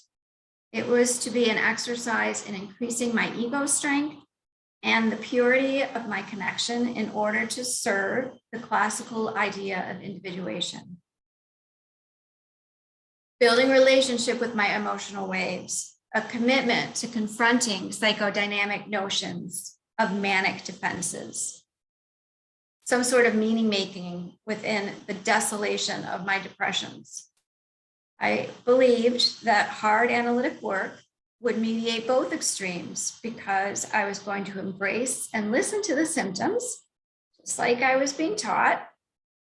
And the key to my development was not something to be medicated away. The time of flying without a net was over. I would journal, what are my fears about staying on medication? My fear is what I'm doing to my body is not natural, unnecessary, and toxic. The wrong model, maybe. Outgrown its usefulness, maybe. Causing more trouble than it is curing. Really don't feel like being a science experiment anymore. I really want to grow into and respect myself. My fantasy is that without medication, my body would right itself. It would have a better sense of what naturally steadies itself. My medicine would be the barrier and not the cure. That's my fantasy. Is it truth or absolute wishfulness? I even worked with the I Ching and had a reading with Stephen Karcher, who's an internationally known scholar on I Ching. I offer this context just to reinforce my choice to discontinue medication was not impulsive. I really felt as though I could be on the precipice of a transformation. So my psychiatrist suggested that I decrease my dose of Lamictal, which was 400 milligrams a day, by 25 milligrams each week. I want to note that monotherapy, using a single drug for bipolar 1 disorder, is actually an exception. Most courses of treatment include a combination of a couple of mood stabilizers, maybe, or mood stabilizers in combination with some other atypical antipsychotics. So I'm quite lucky in that regard. And also, the fact that I was on monotherapy prior to my decision to titrate off my medication simplifies matter, because in the parlance of experimental design, there's only one independent variable. The psychopharmacological action of Lamictal kept imagery from the collective unconscious fettered. And the removal of psychopharmacological action opened the gate for psychotic flooding of mythic material into consciousness. I'm able to offer some pretty exacting information with dates because of research I'll talk about next. But I started lowering my dose of Lamictal on April 11th in 2006. And then by July 10th, my dose had fallen below 50 milligrams a day. And by the 19th of July, I was in the hospital. I'm guessing it was late afternoon on July 19th when I was picked up by an ambulance, while walking naked down a stretch of median on an interstate, approximately 500 miles from home and 200 miles from Cape Cod. So in kilometers, I believe that's about 800 kilometers of an 1,000-kilometer journey east from Ohio and heading towards the Atlantic coast.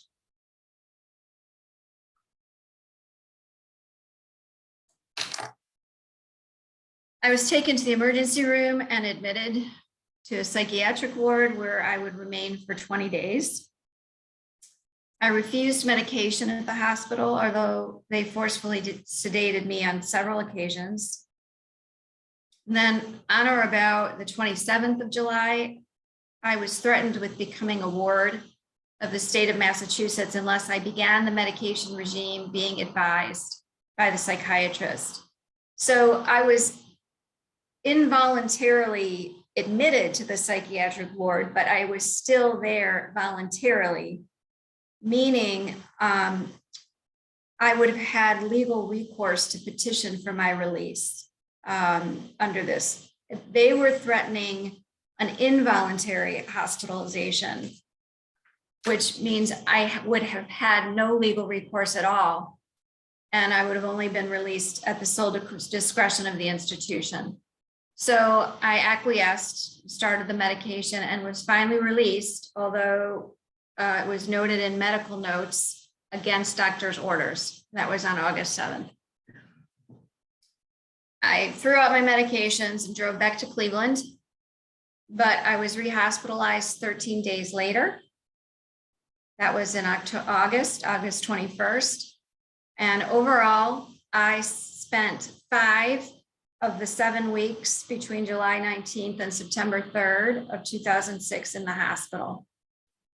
I had not been hospitalized since the onset of my illness when I was 18, and I have not been hospitalized in the years since 2006.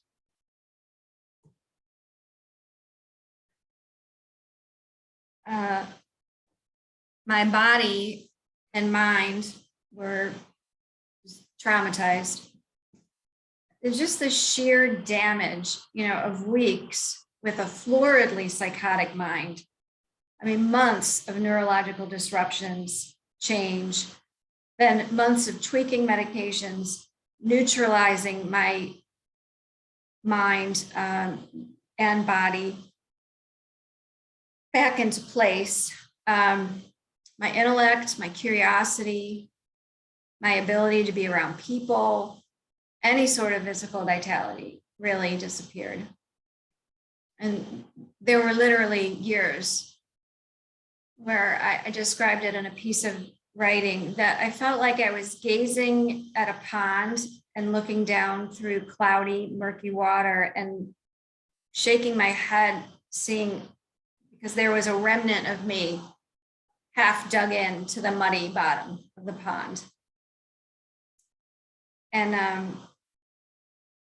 I worked 2 to 3 days a week at a little boutique in my neighborhood. And that was a push. I was so disillusioned because I had fallen into a huge sinkhole of an entirely unexpected dynamic that had nothing to do with a partnership with psyche, what my dreams were highlighting, what my emotional life was trying to bring forward. It was only what my body did. And I remember saying to my friend Danielle at the time, I'm actually just a bunch of neurochemical, and the rest of this is just meaningless. I mean, spoiler alert, in the end, I found something much more powerful about my connection and about the connection between body and psyche, which is, what brings me to be with you guys today. And this model has multiple levels and types of connection and receptivity, and that I was grateful to find. And thank goodness my mental capacity and physical vitality did start stirring around, and my pajamas got replaced for the most part with a bit of energy, glimpses of me that existed prior to getting stuck in the sludge. And 3 years later, in 2009, I would start my doctoral work at Pacifica Graduate Institute. I mean, I felt really betrayed by depth psychology, but it was like I was being drawn to revisit it. And I was revisiting it with a chip on my shoulder, for sure, because I was determined not to let a single person sell me this demeaning story of my weakened ego and my deficient developmental structure. And I was really determined to I'm going to tell you. And by God, I was going to figure out how to do it.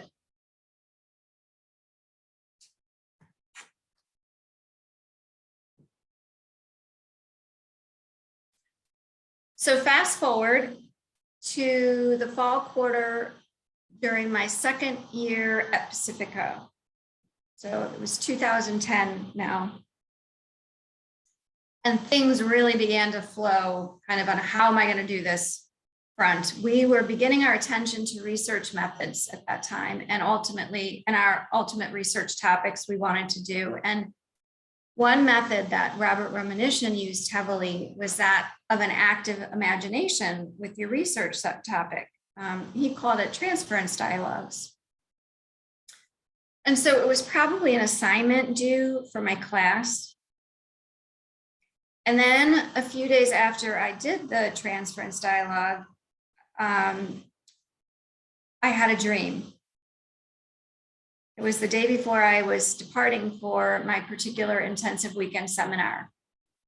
And in the dream, I'm tasked with creating a display of fish for my boss.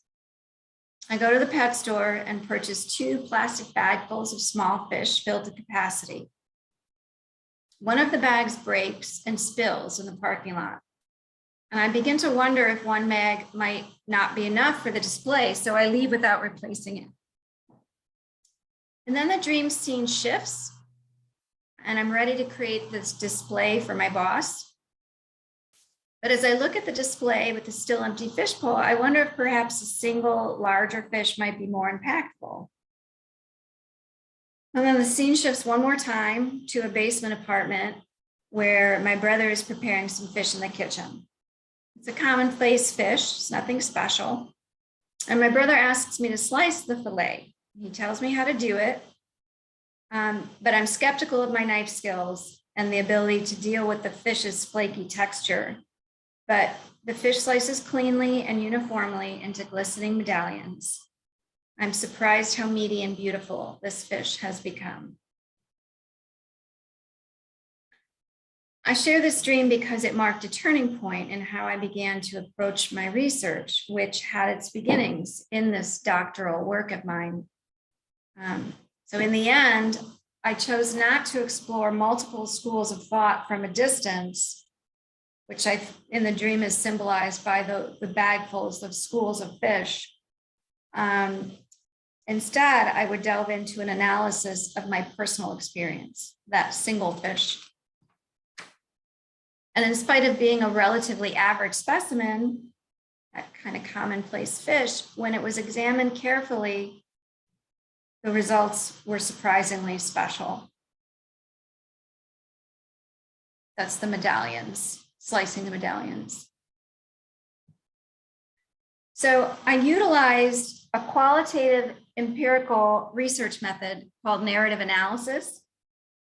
And I decided to write my own stream of consciousness narrative. And then I read the 3 other accounts we've been including here today, Morag Coate, John Kustens, and Anton Boysens. And then I began to really dive into the data around it, what Jung was saying, what the natural sciences were saying, and what others in the field of analytical psychology were saying.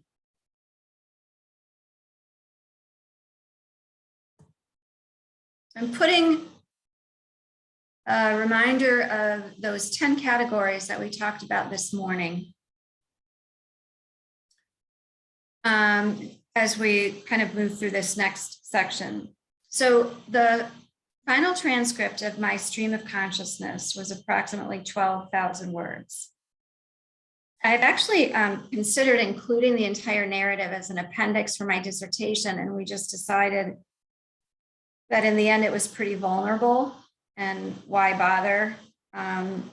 Because what we did was we excerpted quoted portions that especially exemplified general tone. So there's excerpts, it's been excerpted. I actually read through the entire thing for the first time in about 7 years, while considering how to present these workshops I've been doing. And it takes like an hour and a half to read out loud, so it's just too long to do anything with. I did bring it, I have it with me. I mean, if we have some time to play around with what we'd like to talk about, it is more powerful when read as a whole. The feel and tone of kind of what psychosis feels like, I think comes through a bit more than when it's excerpted. There are more excerpts in my book too, but for now I'm just going to present the summary. And I want you to imagine this as the actual living, breathing character of my being, because this is happening as I'm walking around in real time in my community in that transitional week of July, I believe I said July 10 through 19. I'm moving through the world with these reflections. And just to, again, reflect on time. This stream of consciousness narrative was written in 2012, reflecting back on a time in 2006. So here's a summary. I'm convinced that the hegemonic power structure in the United States is going to be challenged. The marginalized and disenfranchised Black culture is positioned and ready to overthrow the federal government, the seat of white hegemonic culture, in an orchestrated coup, a coup in which I play a central role. White nationalist neo-Nazis are aligned as the military arm of the federal government. And this battle is going to be of biblical proportions. The country is going to be flooded and burned. There's a younger generation of Americans that has known this has had to happen for quite some time, but they've been waiting for our generation to take action.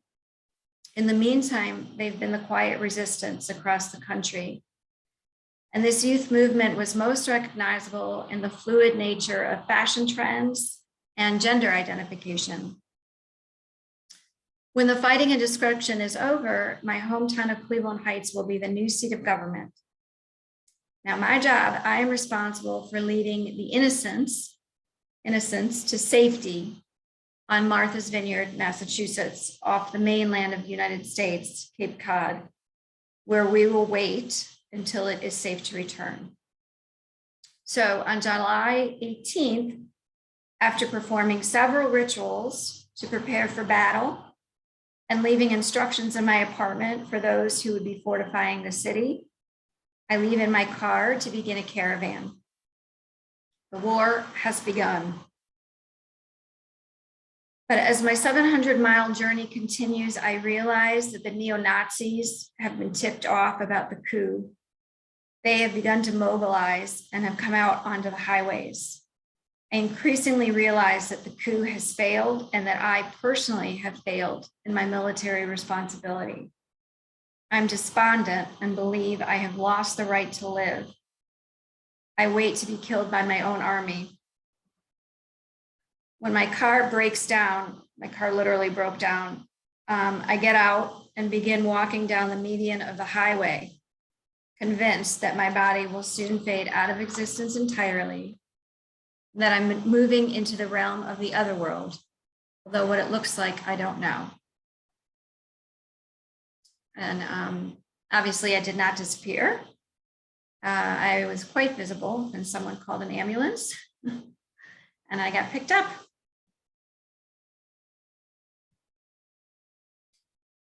So coding for content, according to the 10 categories that we've been exploring today, there were about 70 instances that fell into the patterns we've been using.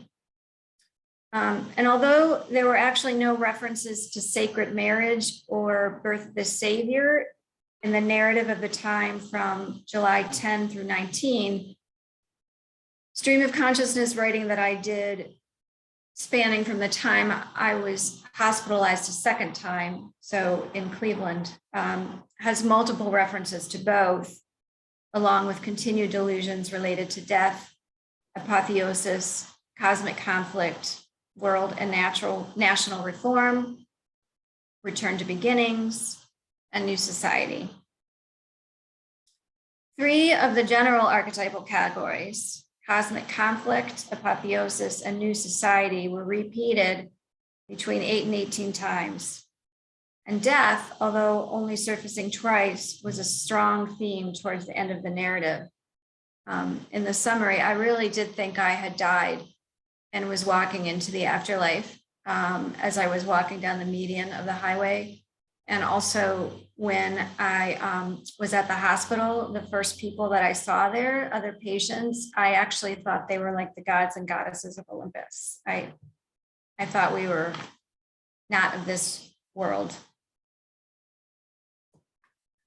Specifically related to the constellation of the hero archetype, 2 categories, initiation to qualify for leadership and world or national reform, occurred over 5 times.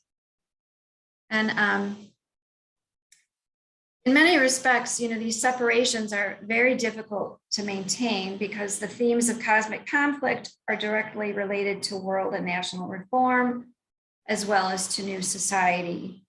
That's why this approximate, I found approximately 70 instances, et cetera. It's because a lot of them, I kind of picked one.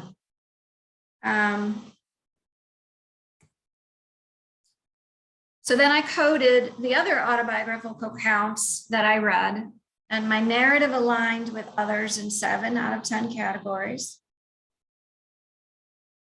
So to frame this, I felt I had fallen into the same chasm of experience as Jung's schizophrenic patients that he began studying at the turn of the 20th century.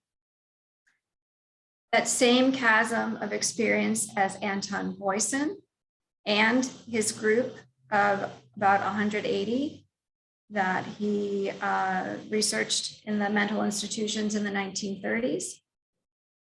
The same collective chasm as Morag Coate and John Custance, who were in mid-century Great Britain, and also as the multitudes of others in Perry's long career, spanning from the 50s to 2005.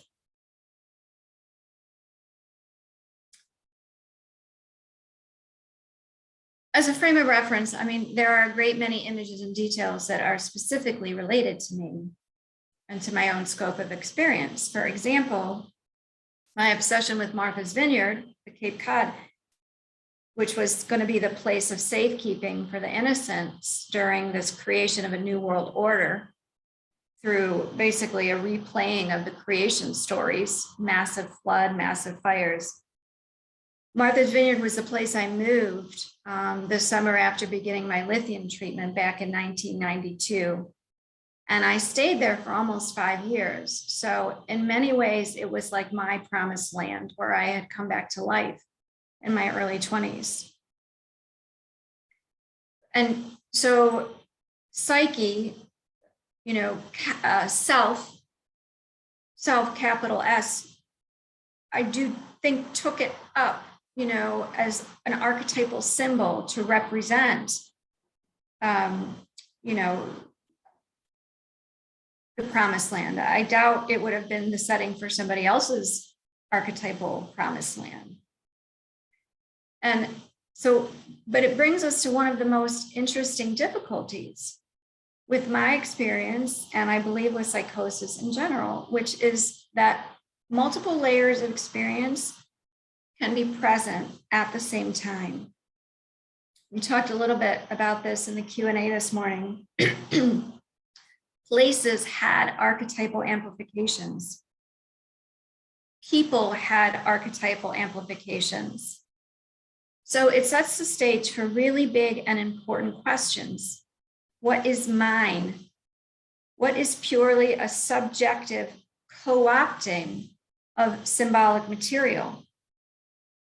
Now, there are ideas in the post-Jungian community that it is all subjective, that we should no longer grapple with the collective unconscious because science has deemed it impossible.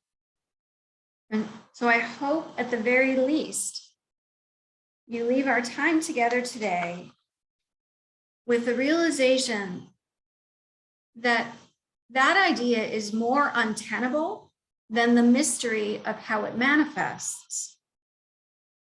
And what I would say is, for a group that loves mystery, it does not seem like it's managing much of it right now.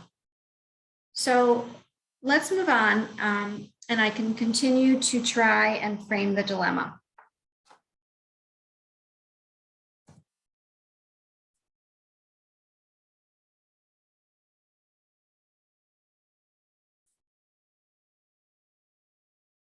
Okay, so what do we have so far? First, we have an affirmation. We have empirical evidence that Jung's a priori construct of a collective unconscious, conceptualized, excuse me, because of his clinical experience with that unique category of severe mental illnesses, is sound. In his 1938 Terry lectures, Jung would say, an elephant is true because it exists. The elephant, moreover, is neither a conclusion nor a statement, nor a subjective judgment of a creator. It's a phenomenon. But we're so used to the idea that psychical events are willful and arbitrary products, even inventions of the human creator, that we can hardly liberate ourselves from the prejudiced view that the psyche and its contents are nothing but our own arbitrary invention or the more or less illusory product of assumption and judgment. The fact is that certain ideas exist almost everywhere and at all times, and they can even spontaneously create themselves quite apart from migration and tradition. They are not made by the individual, but they rather happen. They even force themselves upon the individual's consciousness. That's my experience. This is not Platonic philosophy. but empirical psychology. So first, we've reaffirmed empirical evidence. And second, we have evidence that pharmacological treatment tempers the psychotic flooding of material, which we'll explore in more detail in a moment. And in tandem with this evidence, we can also see that medication does have a huge role in maintaining sufficient psychic structure, to borrow the psychoanalytic jargon. Self-cohesion and mood stabilizers are friends. So let's take a look at these.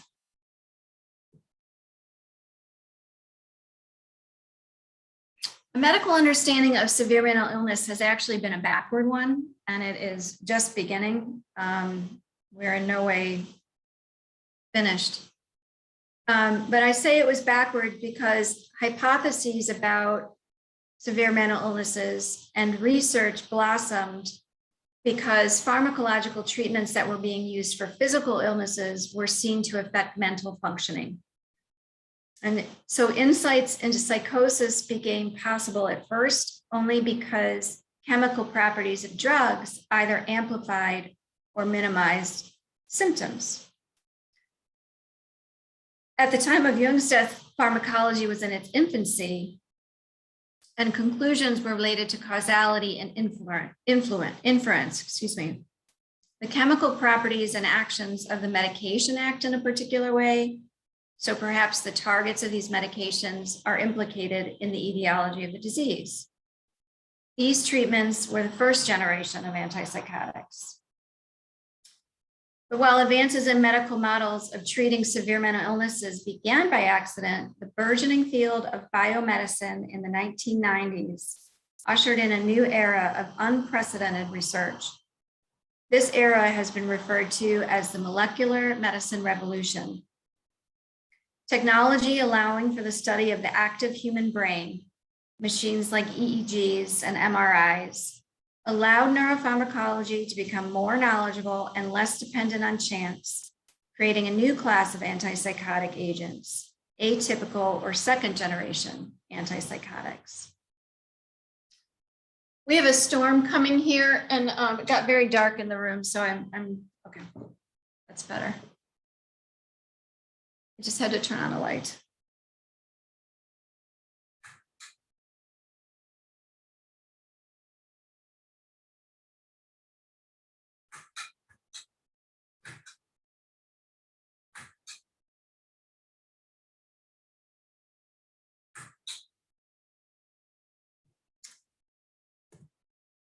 If you've not already heard of it, I'm going to highly recommend this book, Stahl's Essential Psychopharmacology, and Stephen Stahl's books generally.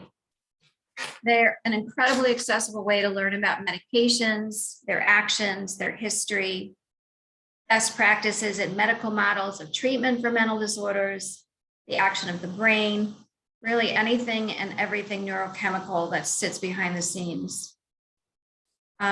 This is the fifth edition, I think, is the most recent.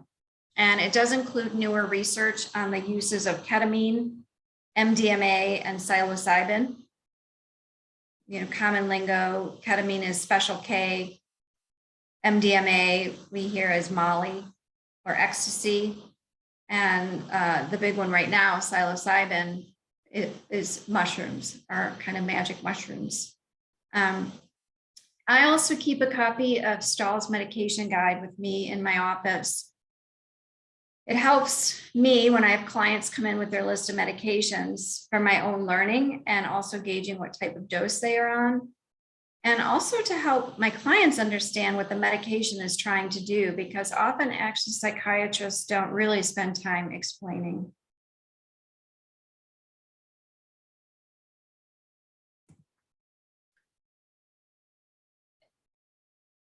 Please don't worry about the writing that you can't read. We're getting a global view, and some of these slides are, you're bearing witness to where I hit my PowerPoint savvy limits.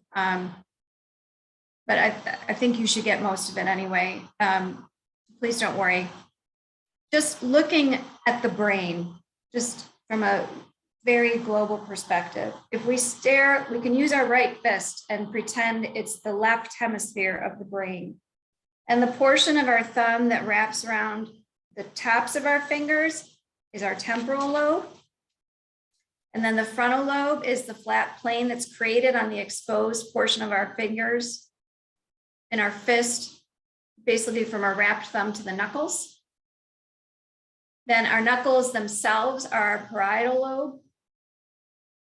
Our occipital lobe rests where our wrist begins, and then tucked underneath here in the fold of our palm is where the cerebellum and the upper brain stem begin.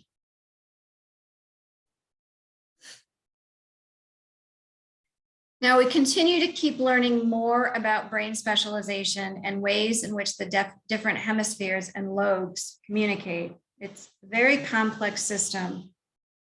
I think of them as roads and highway systems.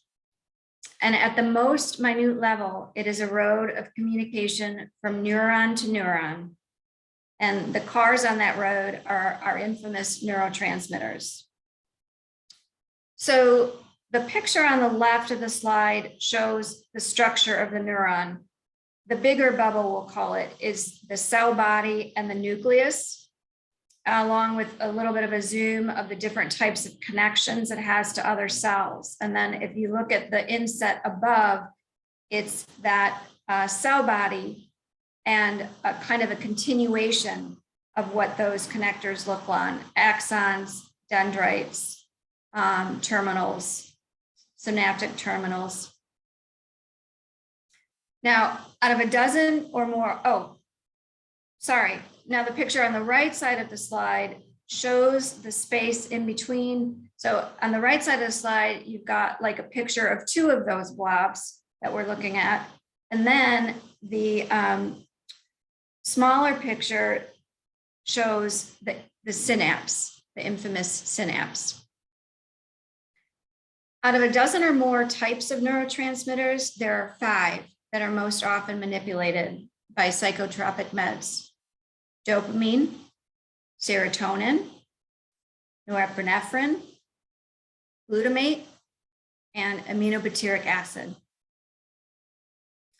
But lest we feel as if things are getting narrowed down, each neurochemical actually has its own entourage of enzymes that moves them across receptor sites, depending on where and what type of cell it is.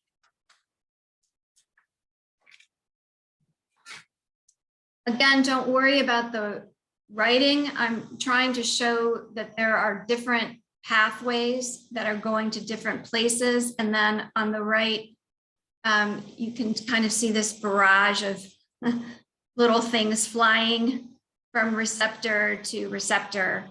And I want you to think about enzymes kind of like the Uber drivers that get the neurochemicals across the synapse bridge to a dance club on the other side, let's say, which are the receptors of the second neuron. And then there are more enzymes that act like the bouncers at these clubs because they may or may not let the neurochemical in. Sometimes the neurochemical goes back, just has to get back into the Uber driver, Uber with its enzymes and go back to the originating cell. So when you hear language like this medication inhibits or that medication antagonizes, what we're talking about are these escorts and bouncers and, kind of like the clubs they're trying to go to along the different routes that they've decided to drive. And if one of the neurotransmitters is not getting in, chances are others are getting ramped up to take their place. So as an example that might be familiar, if you hear about an antidepressant or an anti-anxiety med, that it's an SSRI or an SNRI perhaps. These are drugs like Prozac or Zoloft or Lexapro. What the initials are telling you is that serotonin, so S or norepinephrine, the N, are being manipulated. So RI, it's a reuptake inhibitor. When one or the other neurotransmitter gets inhibited, other guys get antagonized because it all kind of panics when the roadways or the synapses are too clear. It's crazy. So when someone has sexual side effects with a class of drugs, let's say, it's a very common one, then they can switch the meds to one that picks just a little bit of a different route with just a little bit of a different choice about what to antagonize, what to inhibit, and where. What's shocking and actually quite disappointing is that with all of this minute detail, it's really quite klutzy. And I think this is what depth psychology picks up on when they get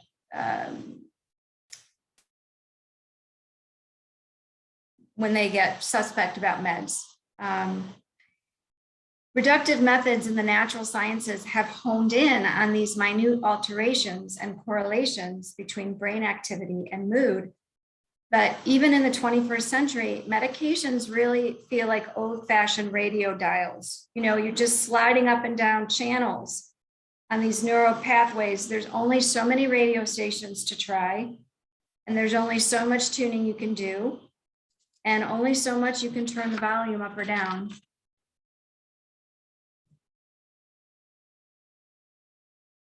So the class of drugs that we label the atypical antipsychotics play with their own targets. And there's different classes of atypical antipsychotics that are often used in connection with one another.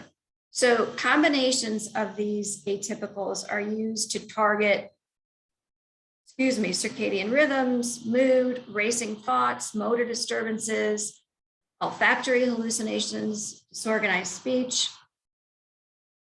And psychiatrists try different doses and different combinations until they see stabilization. And for the most part, there are two categories of symptoms in schizophrenia and bipolar I disorder, positive and negative. Let's keep it simple, right? So positive symptoms would be like agitation or impulsivity, hostility. Negative symptoms are like lack of energy or anhedonia, which is a lack of feeling one way or the other. Matching symptoms with neural pathways has basically become similar to a game of pin the tail on the donkey. So this is from Stahl's book. He literally offers a figural depiction of mania with the heading, match each diagnostic symptom for a manic episode to the hypothetically malfunctioning brain circuit. I mean, there's a reason some of this gets a bad rap, for sure. Okay. Now, I don't take any of those. I've spent 10 minutes talking about the class of drugs we're not going to remain focused on. I have taken several atypical antipsychotic meds. I've actually taken first generation antipsychotic meds. So I've really experienced quite a few. And I have taken many, some for a relatively extended period of time, but especially in the hospital, they usually prescribe multiple atypicals at once. Again, there's different classes. There's like 4 different classes that they have, and they prescribe them to achieve that goal of maybe changing as many different radio stations as they can. And then out of the hospital, I have tried particular atypicals a couple of times for various reasons to see if they added to, or actually at one point even replaced Mylamictal. But I can say with confidence, I really don't respond well to that class of drugs. I'm a mood stabilizer kind of girl, which is the class of drugs we're going to look at next. And these include lithium and anticonvulsants, most especially lamotrigine and valproic acid. Lamictal, Depakote is a brand name for valproic acid. Now, where the atypicals, primarily modulate chemical transmission, the mood stabilizers are thought to work at the impulse level. The initial kind of inspiration or poke in the butt to call the Uber and decide to go clubbing. It's the electrical stimulation that gets the neurochemicals moving. So if you look at my art project of a slide here, on the left, you'll see that little picture I showed you before of the neurons and the synapses between them. And now the picture on the right zooms in more closely to, let's see, zooms in more closely to kind of going in and out of the synapse. And most especially what we're going to look at is the membrane, which is, see that colored green? That is actually a membrane. And if you look below the color green, you can see a picture that we're going to look at more closely. Oddly, we can thank much of our information regarding the structure and functioning of neurons to the study of a species of giant squid, the North Atlantic loligo, and the invention of the ocelope in 1936, which allowed a visual means of studying electrical charges and the voltage it takes to catalyze communication from cell to cell. And we have to remember, MRIs and EEGs are relatively new on the scheme of things. And the human brain is so small, these giant loligo squids, I mean, they had like huge neuron structures. And so you got to look at theirs and see how our little minute microscopic cellular work is happening. But early on, the loligo was the way we could kind of imagine what's happening.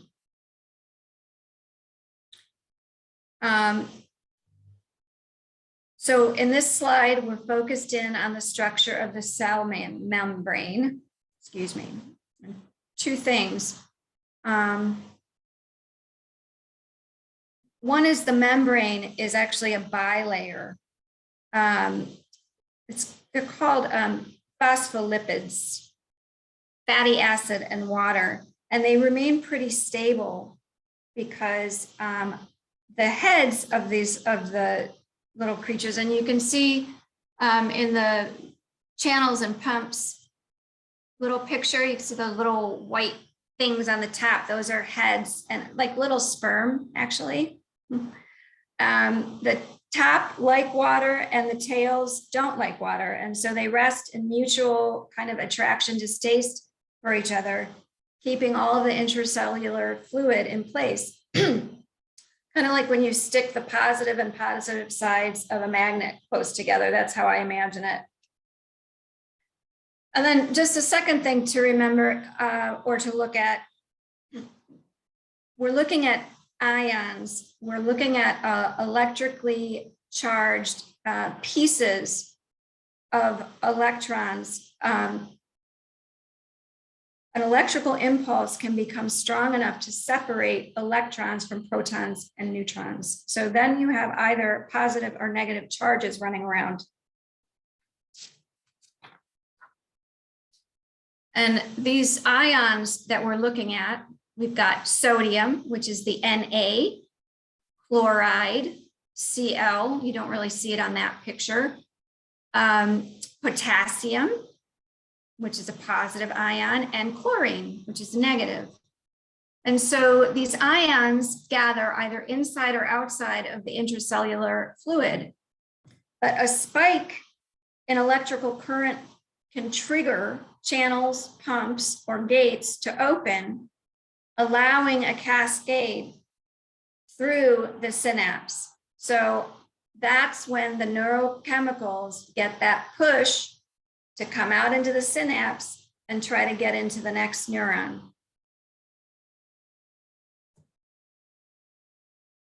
Unlike the specificity, the minute specificity related to the psychopharmacological properties of the antipsychotics, the action of mood stabilizers is actually still largely a mystery.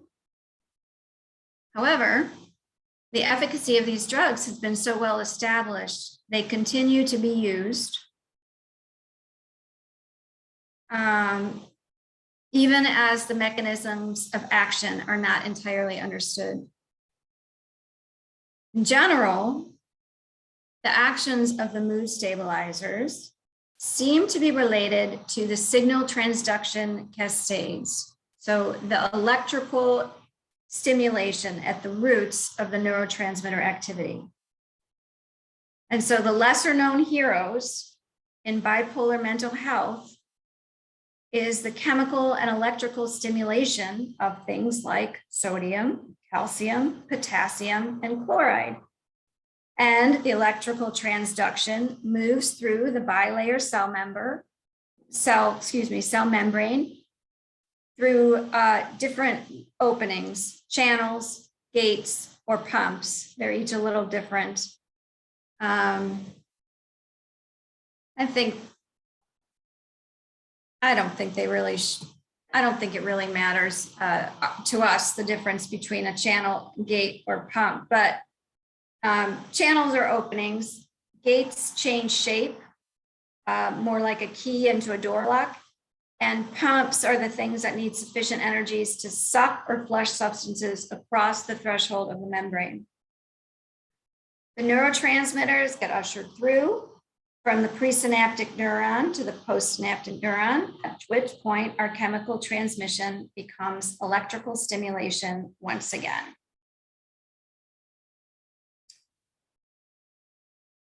I want to note lithium bicarbonate is kind of a law unto itself. So we don't really know. These are models. It's almost like, to me, it's almost like Jung's, the a priori notion. We intuit something, because of what we can see, but we're trying to put the pieces together. Science doesn't concretely know how all this stuff works either. They seem to be okay with it. It's not a total mystery, thank goodness, but there's a lot we don't know about the human body, and I don't think anybody would be have enough hubris to say that we know all there is to know. But lithium, we definitely don't know a lot about lithium. It's actually lithium bicarbonate that's used for treatment, which is an ion that is created from the base metal lithium. So it's been manipulated to leave the molecule both positively and negatively charged. And then these shifts alter the amount of energy that passes. That's what it's thought, that these shifts alter the amount of energy that passes between other atoms and molecules. And the additional lithium bicarbonate in the body seems to rebalance the reactive nature of these ions and then stabilize the symptoms of bipolar disorder. It's been used for 50 years and is still considered the gold standard for treatment. Additional lithium bicarbonate in the, Okay. So again, the understanding of how, especially the class of mood stabilizers works, how these drugs work remains a theory, that we're going to take this model and run with it because it resonates through all of our narratives. And it really connects also with Jung's later ideas as he moves into an idea of an objective psyche.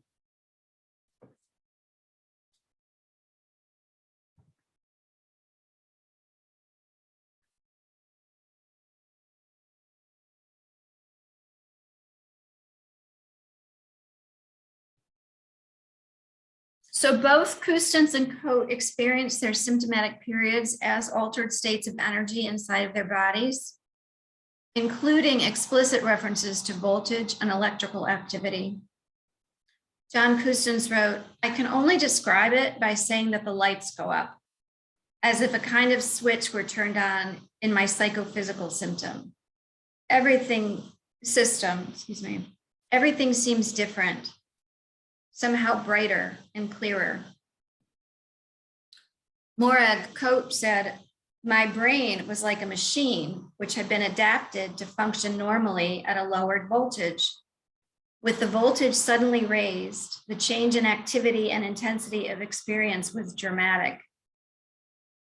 Reason clocks off and leaves the door open to the inner mind. Unconscious impulses, like a band of irresponsible children, take over the telephone exchange and play about with its controls. But this carried with it unsuspected dangers. Some good sedation at that stage might well have prevented serious trouble later. There is obviously a physiological factor in this kind of acute illness. The biochemical aspects of it are still little known." This is still Morag Cope speaking.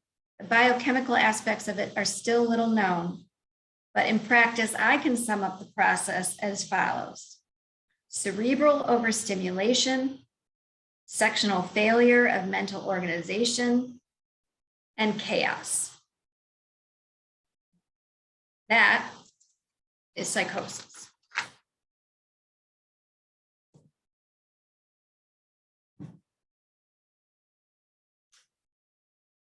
There's quite an odd quality to how the manic or psychotic moves and feels in relation to the outside world. Cope would say, "Colors became more vivid. I saw the sunlit countryside blaze out with the intensity of a Van Gogh." John Custance wrote, "If I were asked to describe this change in the fewest possible words, I would say that the universe, the world of so-called material objects presented to my consciousness, come alive. The world in which I found myself during those ecstatic moments, or rather periods, where the abnormal phases sometimes lasted for months, was, as I have just said, a world in which everything came alive. Animate and inanimate seemed to merge one into the other. I could speak to all things, animal, vegetable, and mineral, and all things could speak to me."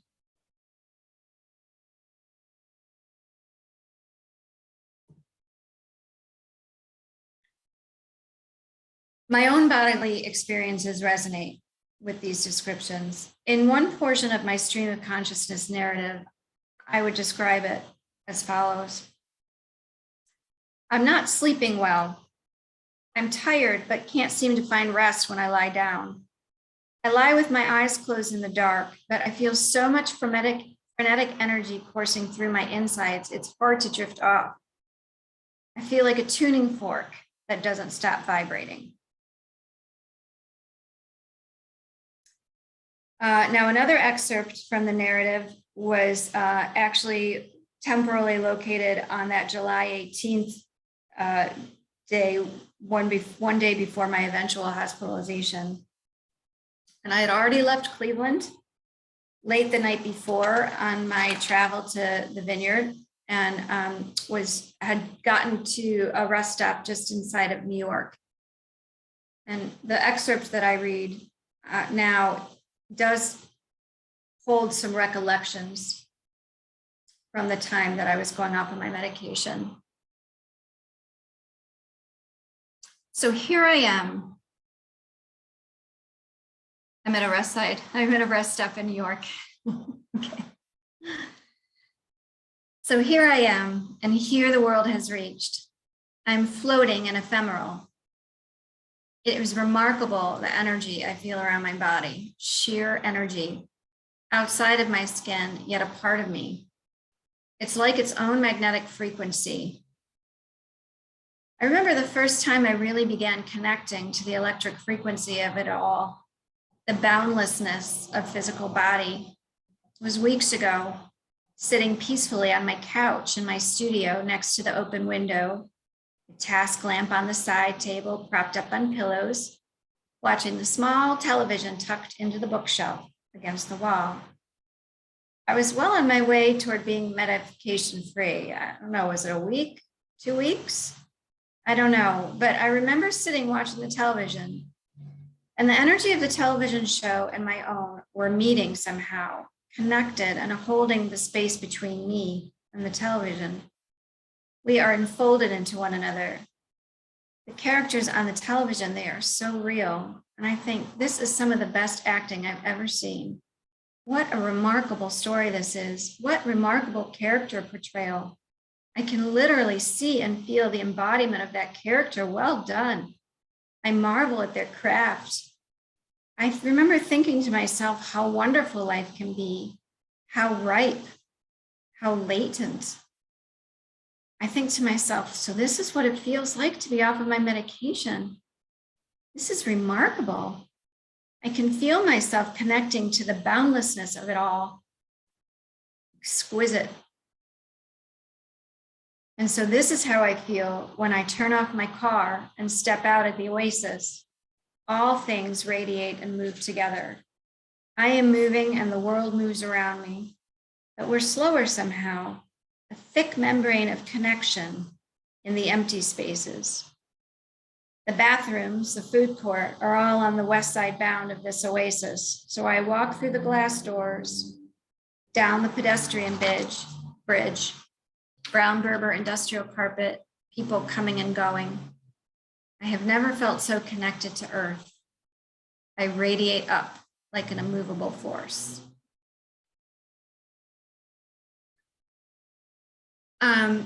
Just to take a moment to reinforce some of the methodology of my research, because the electrical energy stuff was a surprising element, not one that I had been seeking out. I had written my stream of consciousness narrative before reading the contributions from our other companions today, and I was amazed when I saw how they described this kind of numinous body awareness. And what's amazing too is that when I decided I needed to use my own experience as the fulcrum of my research way back in 2010, because I did know that my medication was going to be the connector, I didn't really understand that I was going to be looking at voltage. Everybody just hears about neurotransmitters and this and that. When I reviewed the literature much later on in the research process, I was pretty blown away. And I'm hoping that I'm not the only one that is. And I had never really considered the nuts and bolts of ECT at all, which is what we'll look at now. We can make the most direct connection to this feeling of altered voltage and energy through literal electrical stimulation, electroconvulsive therapy.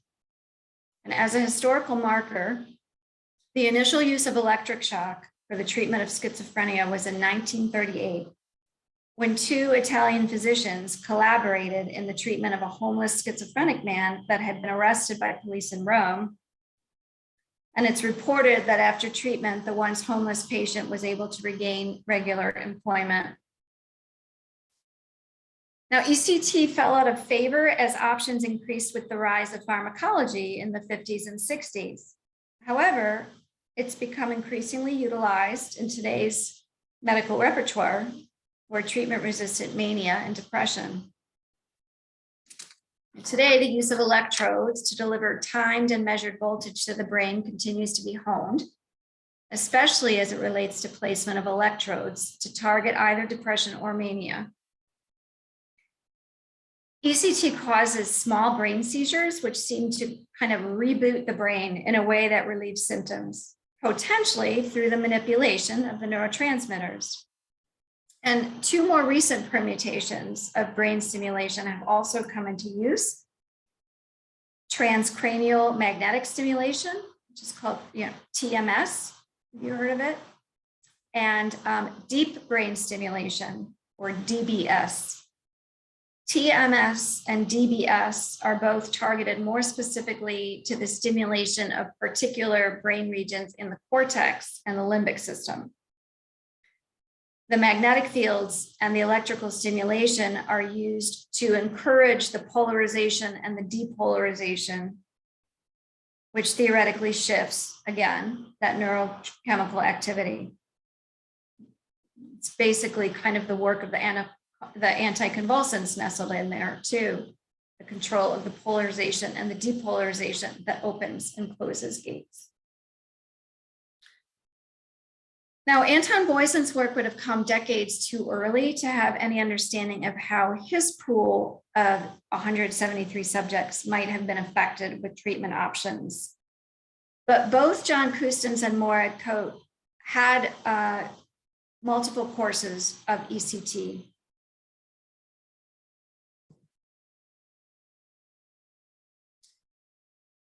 Morad Coate described two separate treatment courses. Her first course of treatment, while hospitalized, made her very ill over the long term, lasting weeks into her discharge. However, while still in the hospital, she reflected, I woke one day as my normal self to the consciousness that I had recently been mad. I tried to hope that this was not true, that I dreamed it and nothing had happened. This hope died quickly. And after several months, she relayed, suddenly one day, without a moment's warning, I was taken ill again. I have no memory of this. I developed a religious delusion and spoke openly of it in a public place. I was admitted to hospital at once and quickly recovered after a course of ECT. John Kustens reflects on his own treatment here. He said, the military hospital gave me only 2 convulsions. At the time, I was in a state of acute mania, seeing continuous illusions, imagining everyone around me to be resurrected historical personages, and convinced that I was destined to start then and there a movement that would save the world.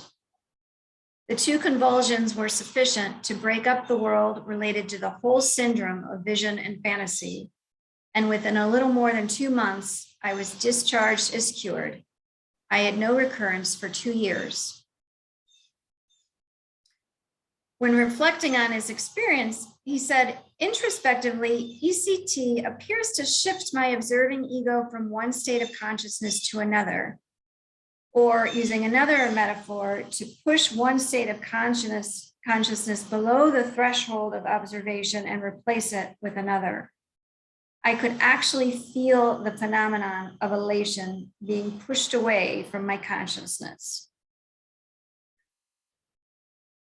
That, my friends, is the return to earth, right? So that feeling of psychosis and expansiveness and the return.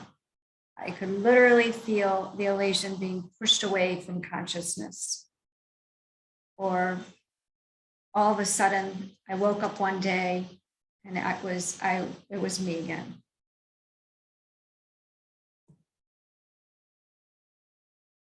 In her analysis of archetypal patterns in fairy tales, Marie-Louise von Franz described the collective unconscious as this electromagnetic field, and archetypes as excited points.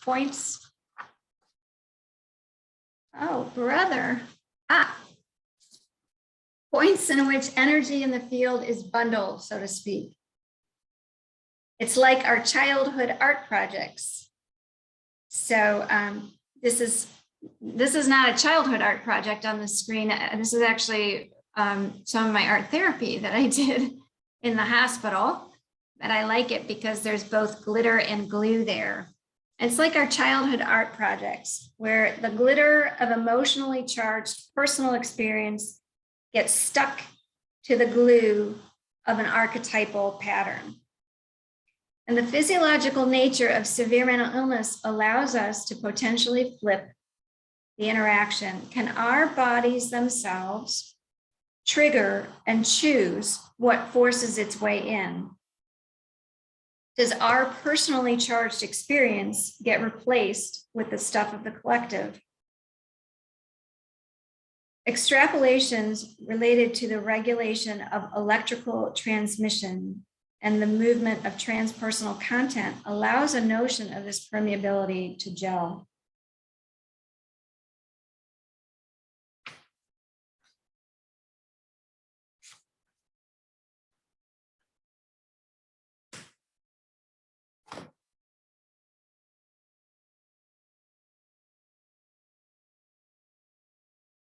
Okay.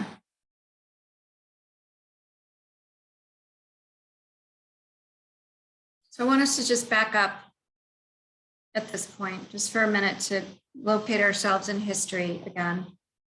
We're going to rewind back to the mid-20th century, which was this time of remarkable change and inroads into new scientific understandings of human physiology and the cosmos. This is when doctors were starting to use psychopharmacology. No, excuse me. They were starting to see medicines affect mood and started thinking of mood as these medicines as, pharmacological interventions.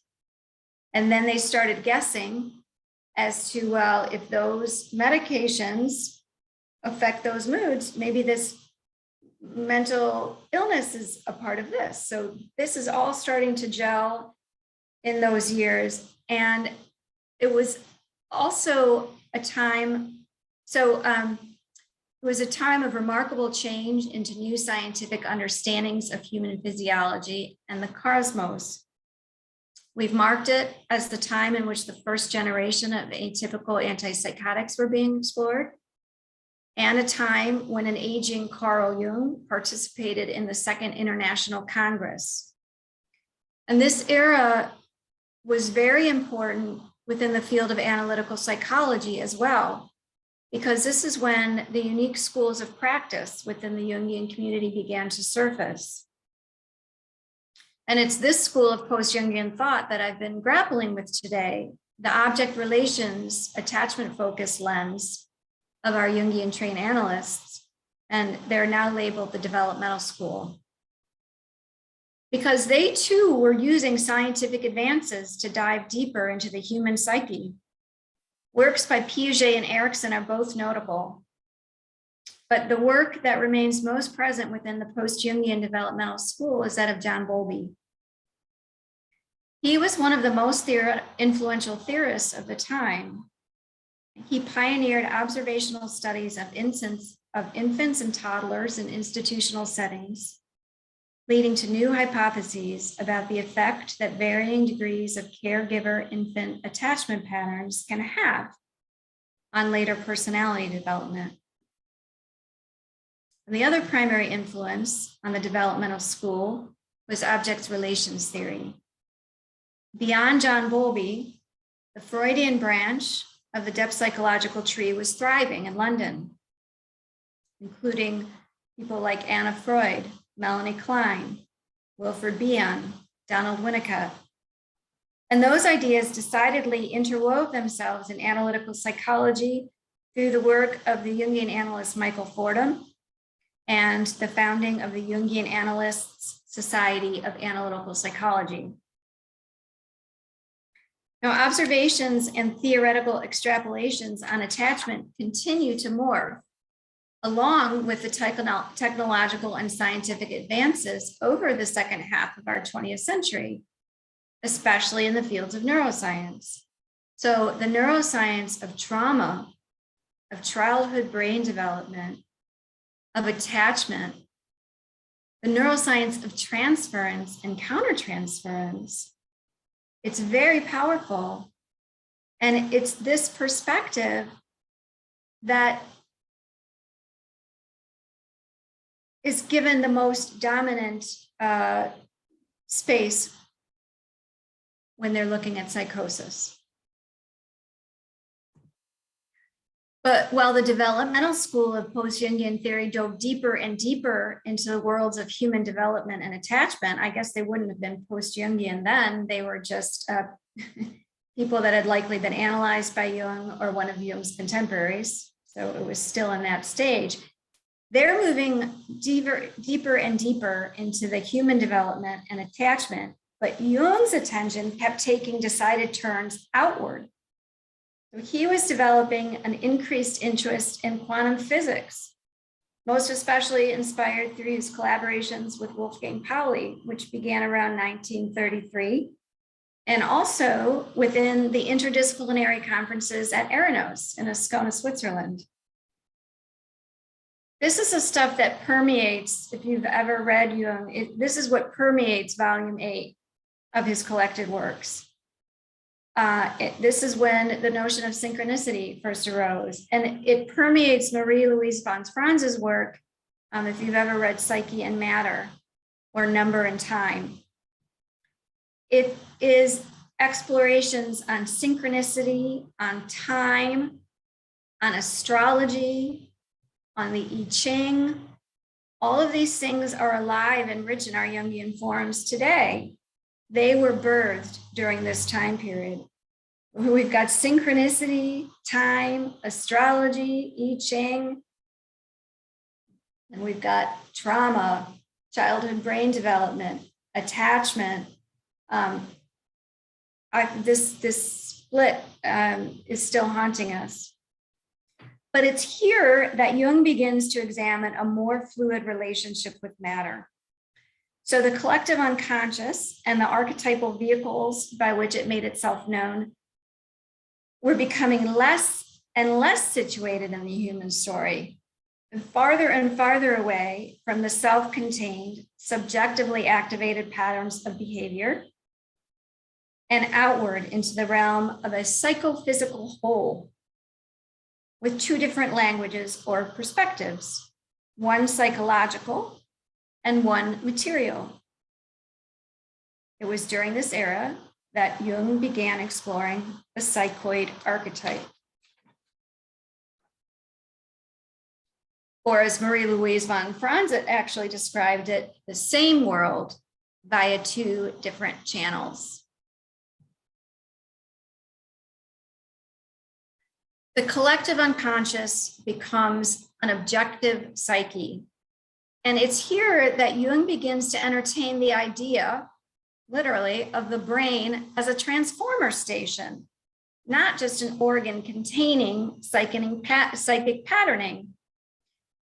He moves beyond the brain's constraints to imagine it as a gatekeeper within a space-time continuum full of collective imprints. So he goes beyond the human being contains within itself somehow these collective mysteries and moves outward, imagining that we are just a place where communication comes together. In a letter to von Franz, Carl Jung wrote, "We might have to give up thinking in terms of space and time when we deal with the reality of archetypes. It could be that psyche is an unextended intensity, not a body moving in time. One could assume that the psyche arises gradually from the smallest extension to an infinite intensity, and thus robs bodies of the reality when the psychic intensity transcends the speed of light. Our brain might be the transformation where the relatively infinite tensions or intensities of the psyche are tuned down to perceptible frequencies and extensions. But in itself, the psyche would have no dimension in space and time at all." And in very prescient fashion, von Franz noted that these postulations might eventually also align with, quote, "the new discoveries of psychopharmacologists that seem to show an intimate relationship between the psyche and body." And this connection, of course, is, the subject of our work.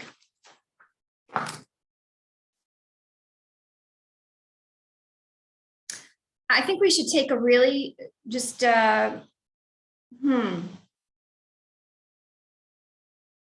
I think we should take a 10-minute break. And when we come back, we're going to look at, we're going to look more closely at what's at stake here when we think about, are things coming at us or are things coming from within us? Okay.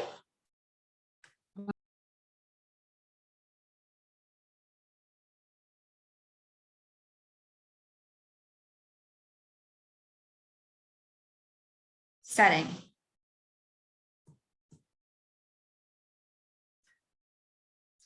So I want to take a few minutes to reflect on a story Jung offered us in Memories, Dreams, Reflections. And specifically, I am referring to his visions of World War I that are so often cited. He recounted his experience. Toward the autumn of 1913, the pressure which I had felt was in me seemed to be moving outward, as though there were something in the air. It was as though a sense of oppression no longer sprang exclusively from a psychic situation, but from a concrete reality. Were his visions of floods and destruction prior to the outbreak of World War I. He shared, that winter someone asked me what I thought were the political prospects of the world in the near future. I replied that I had no thoughts on the matter, but that I saw rivers of blood. He would continue to have dreams for several months, spanning from October of 13 through June of 1914. He reports feeling a sense of confusion.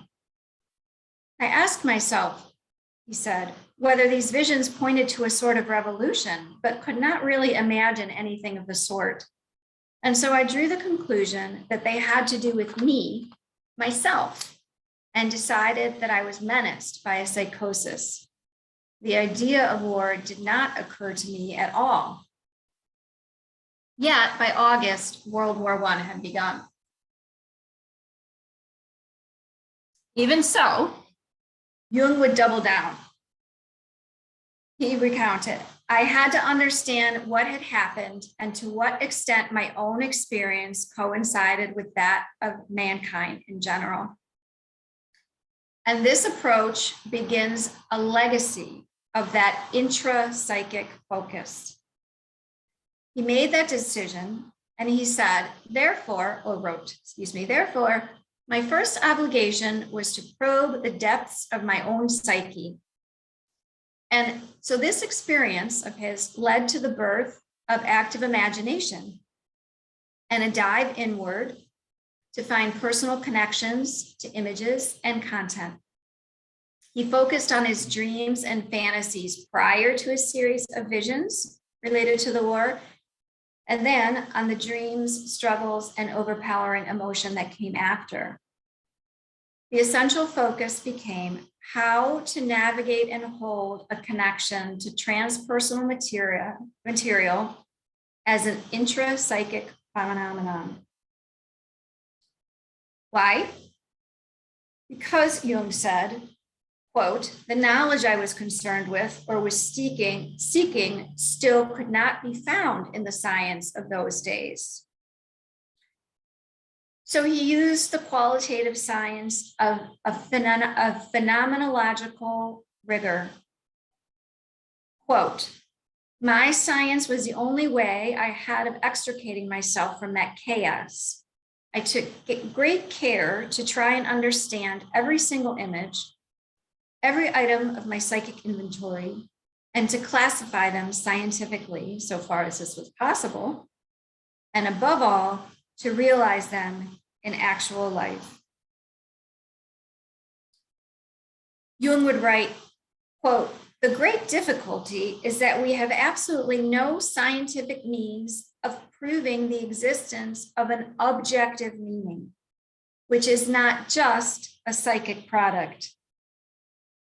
Now, ironically, Jung never highlighted his own experience as any type of objective evidence. Jung never even named this as a synchronistic event. nor did he use it as evidence of synchronicity as he scoured other sources related to things that were labeled as paranormal or psychic phenomena. Instead, he remained intrapsychic. He remained attending to his personal experience. He did touch on the subject in his 1919 essay, The Psychological Foundation of Belief in Spirits, as to why these eruptions can happen. Not about his experience, but about what might potentially happen in the onset of, quote, mental derangement, especially in schizophrenia, where mythological images often pour out in astonishing variety. In the essay, Jung is explicating complexes and how they arise. He wrote, quote, certain complexes arise on account of painful or distressing experiences in a person's life, experiences of an emotional nature, which leave lasting psychic wounds behind them. And of course, this sounds quite similar to the explanations that we find in the models around trauma and attachment. But, Jung said, quote, there are others that come from a quite different source, obscure and difficult to understand because it has to do with impressions of the collective unconscious. So now I'm quoting him, an extended period of time here. This is in Psychological Foundation of Belief in Spirits. He writes, so far as I can judge, these experiences occur either when something so devastating happened to the individual that his whole previous attitude to life breaks down, or when for some reason the contents of the collective unconscious accumulate so much energy that they start influencing the conscious mind. In my view, this happens when the life of a large social group or of a nation undergoes a profound change of a political, social, or religious nature. Such a change always involves an alteration of the psychological attitude.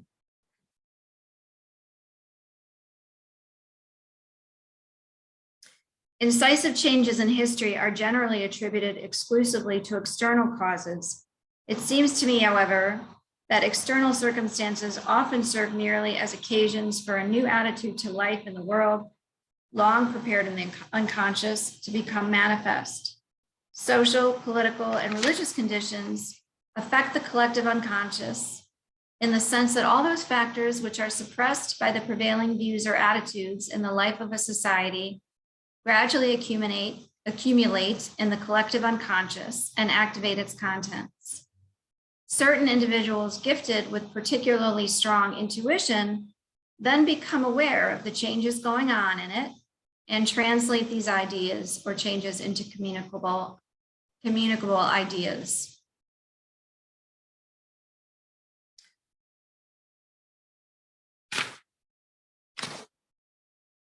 So, what was happening to me in 2006?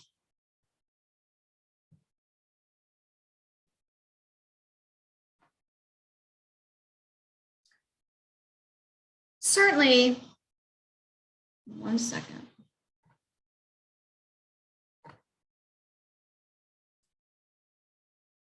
Certainly, the psychotic journey of mine looks a lot like a cultural struggle we are engaged in at this very moment. I know that we have an international group today, but certainly in the United States, if we look at the psychotic summary that I provided earlier about neo-Nazis and attempts of Black culture to kind of retake some power in a white hegemonic structure. I mean, my psychosis in 2006 looks a lot like the cultural struggle we were engaged in.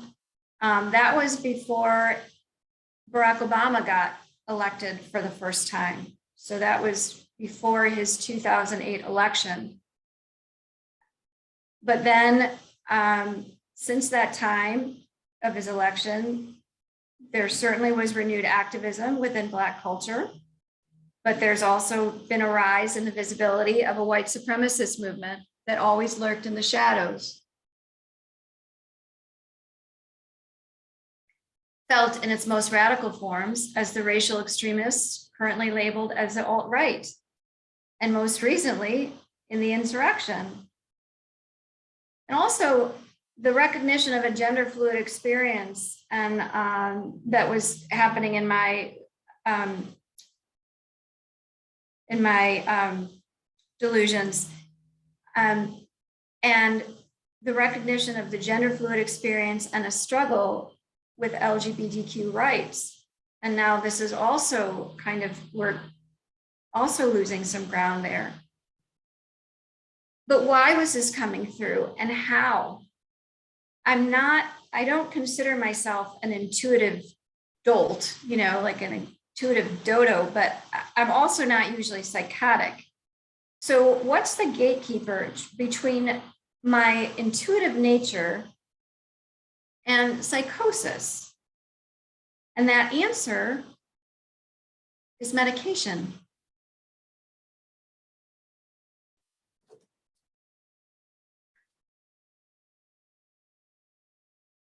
I think I'm a lot of things.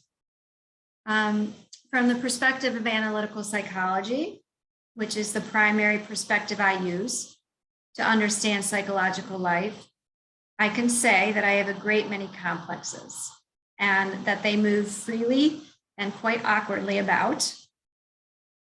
They are the difficult work of facing shadow material in my personal unconscious.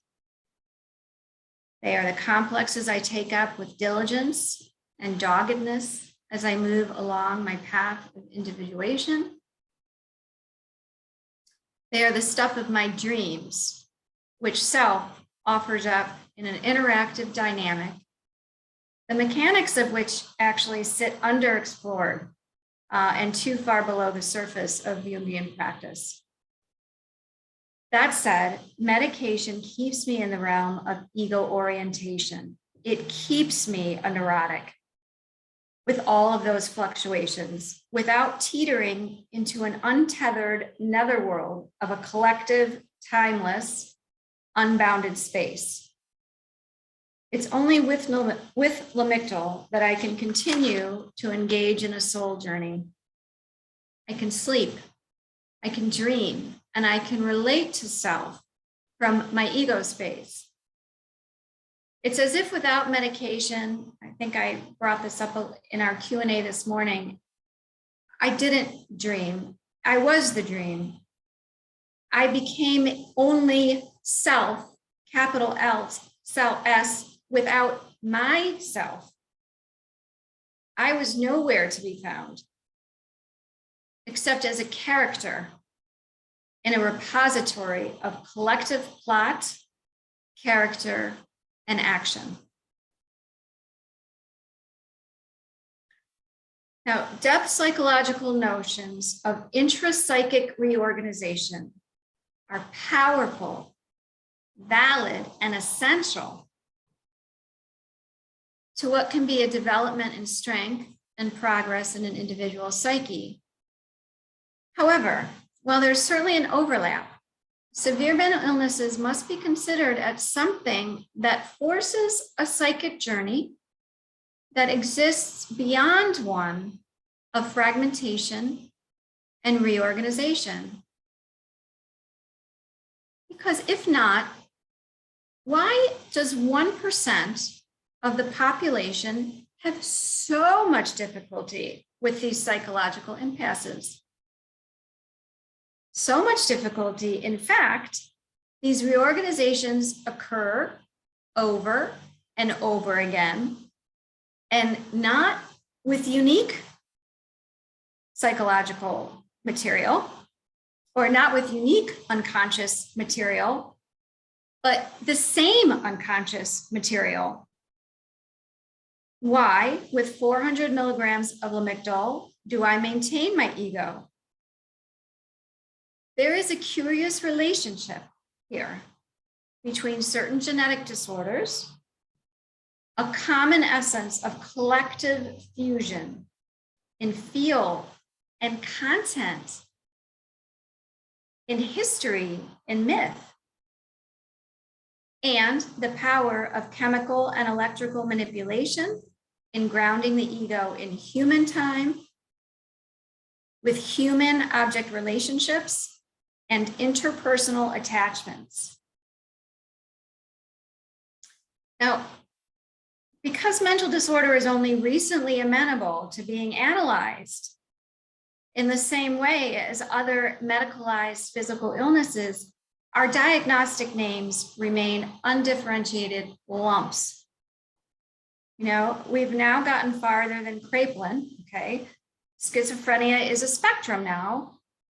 And the psychotic form of bipolar disorder, this bipolar 1 disorder we've been talking about, has been inching closer to schizophrenia and farther from other bipolar labels. And increasing differentiation leads to differential treatment. Genetic research actually is now offering direction related to medication efficacy, which actually could be its own path to diagnostic advance. Because remember, the first time we've even understood maybe what mental illness was because of medication's efficacy. It's kind of a harrowing idea that this is how we get to know psyche. But while my complexes have never been controlled by medication, you know, there's no doubt that trends in mental health treatment and modern psychiatry have increasingly turned to psychopharmaceutical medication to dull their effects. It is a shame. So the fruitfulness of diving into our defenses or into symptoms, getting to know anxiety, getting to know depressions, is being supplanted, I do believe, at the detriment of a client. But again, the efficacy of these drugs to successfully mediate these symptoms can't be ignored. And herein lies the difficulty for psychoanalytic approaches in the age of neuroscience. How does unconscious material remain relevant? And it's this gap, in my opinion, that is the biggest threat to depth psychology, because we have known since the rise of psychopharmacology in the 1950s that the chemical properties of certain drugs can modulate psychotic material. I mean, neuroscience has already offered a connection between chemical activity in the brain and a collective unconscious. So if we continue to deny the medical model, if we continue to deny intrinsic body connections to things much larger than what we have metabolized thus far, I really do feel we are going backwards and creating our own cultural shadow. We are robbing ourselves of material that can bring depth and dimensionality to an understanding of who we are and where we stand. And we end up robbing our clients as well, because we're cutting off a supply of knowledge and context that leaves a very odd narcissism of personal responsibility in its wake. The idea that all of what we hold rests in the development of the brain since our births is also oddly narcissistic. Regardless, I think the tide is shifting, and the days of this as if phenomenon, where everything is a model of something intrapsychic, whether it's related to astrology, spiritual adventure, that this idea that we're just exploring it as if it might be true. This bracketed relationship to altered states of consciousness, I think, is numbered. And there's no other psychology that's more grounded or prepared to help an individual stay humble and grounded in what is becoming an increasingly vast and open realm. Now, Jung remained within the scope of scientific advances during his lifetime. trying to progress and hone his theories along with the advances in years and innovation. And also, I think he was very protective of anything that might be construed as occult or paranormal or too woo-woo, or as some of us like to say.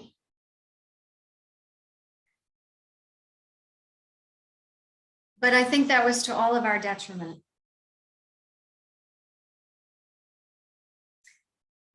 We've been quoting John Mills relatively liberally today. And this is a comment of his. What he said of Jung was this: that notions of a collective unconscious throw Jung's work into the unfortunate realm of a transpersonal cosmogony. And it places Jung's theory or theories within a supernaturalistic debate that evokes, quote, supernatural foundations, organizations, and mystical properties, which evoke greater metaphysical questions, such as emanationism, supervenience, and the God posit. And he cautioned, if we push this issue further, boundaries become blurred to the point that the collective unconscious could be synonymous with the concept of God, the actor, and the act of creation taking place in and at the center of the cosmos. If we adopt this point of view, namely of deifying the collective unconscious as a supernatural macroanthropos, it would be disastrous for Jungian studies, as the theoretical foundation for analytical psychology would succumb to inventing unverifiable fictions that satisfy the wishful fantasies of imagination at the expense of reason, logic, and science.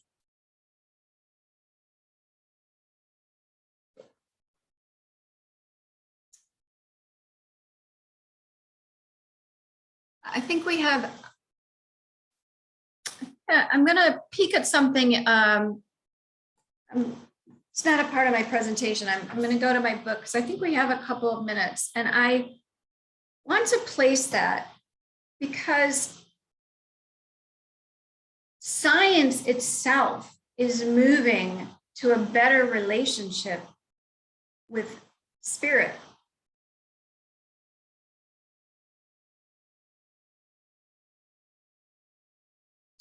First of all,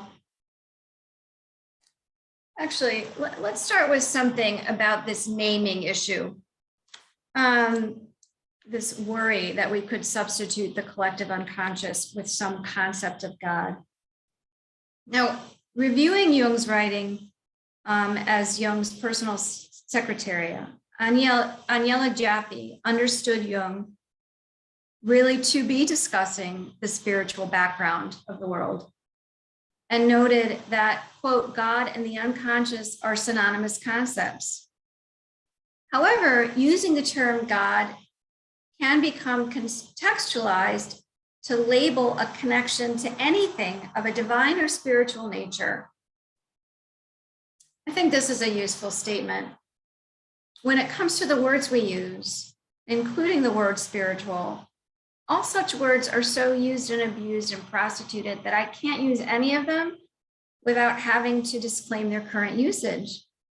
Similarly, the way they are understood apparently by most people who use them, and that includes the word spiritual and such words as divine, God, love, charity, compassion, time, eternity, space, all of the terms that we use to express what we think about when we say what we're thinking about, when we say what we are thinking about, which refers to the whole lot. And this whole lot might be considered a contributor to a collective unconscious. But the use of the word God should not be a limiting one according to religion. It can be used to denote any type of transcendent influence.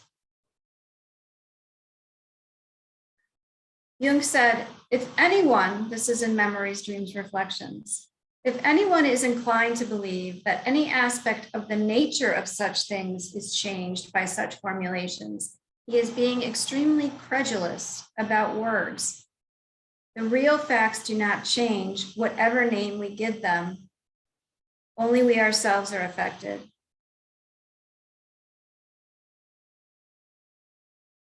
If, therefore, we speak of God as an archetype, we are saying nothing of his real nature, or letting it be known that this God already has a place in that part of our psyche which is pre-existent or transcendent to our consciousness.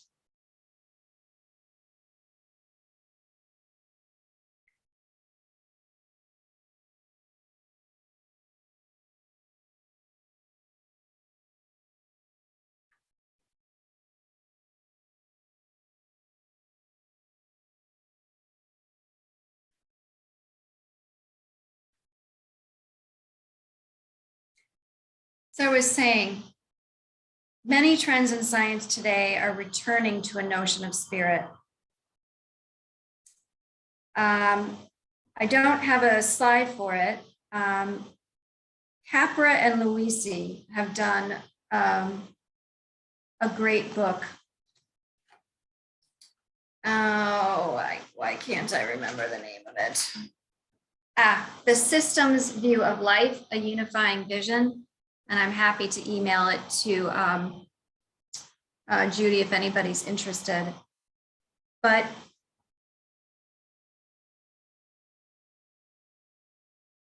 they highlight an ultimate unity of psyche and matter. And they actually use the term anima, which I thought was very interesting. In their book, they write, for a deeper understanding of spirituality, it is useful to review the original meaning of the word spirit, spiritus, breath, as related to anima, or the Greek psyche, and the Sanskrit atman. The common meaning of these key terms indicates that the original meaning of spirit in many ancient philosophical and religious traditions in the West, as well as in the East, is that of the breath of life. The sense of oneness with the natural world is fully borne out by the new systemic conception of life. This is still from Capra and Luisi. As we understand how the roots of life reach deep into basic physics and chemistry, how the unfolding of complexity began long before the formation of the first living cells, and how life has evolved for billions of years by using again and again the same basic patterns and processes, we realize how tightly we are connected to the entire fabric of life.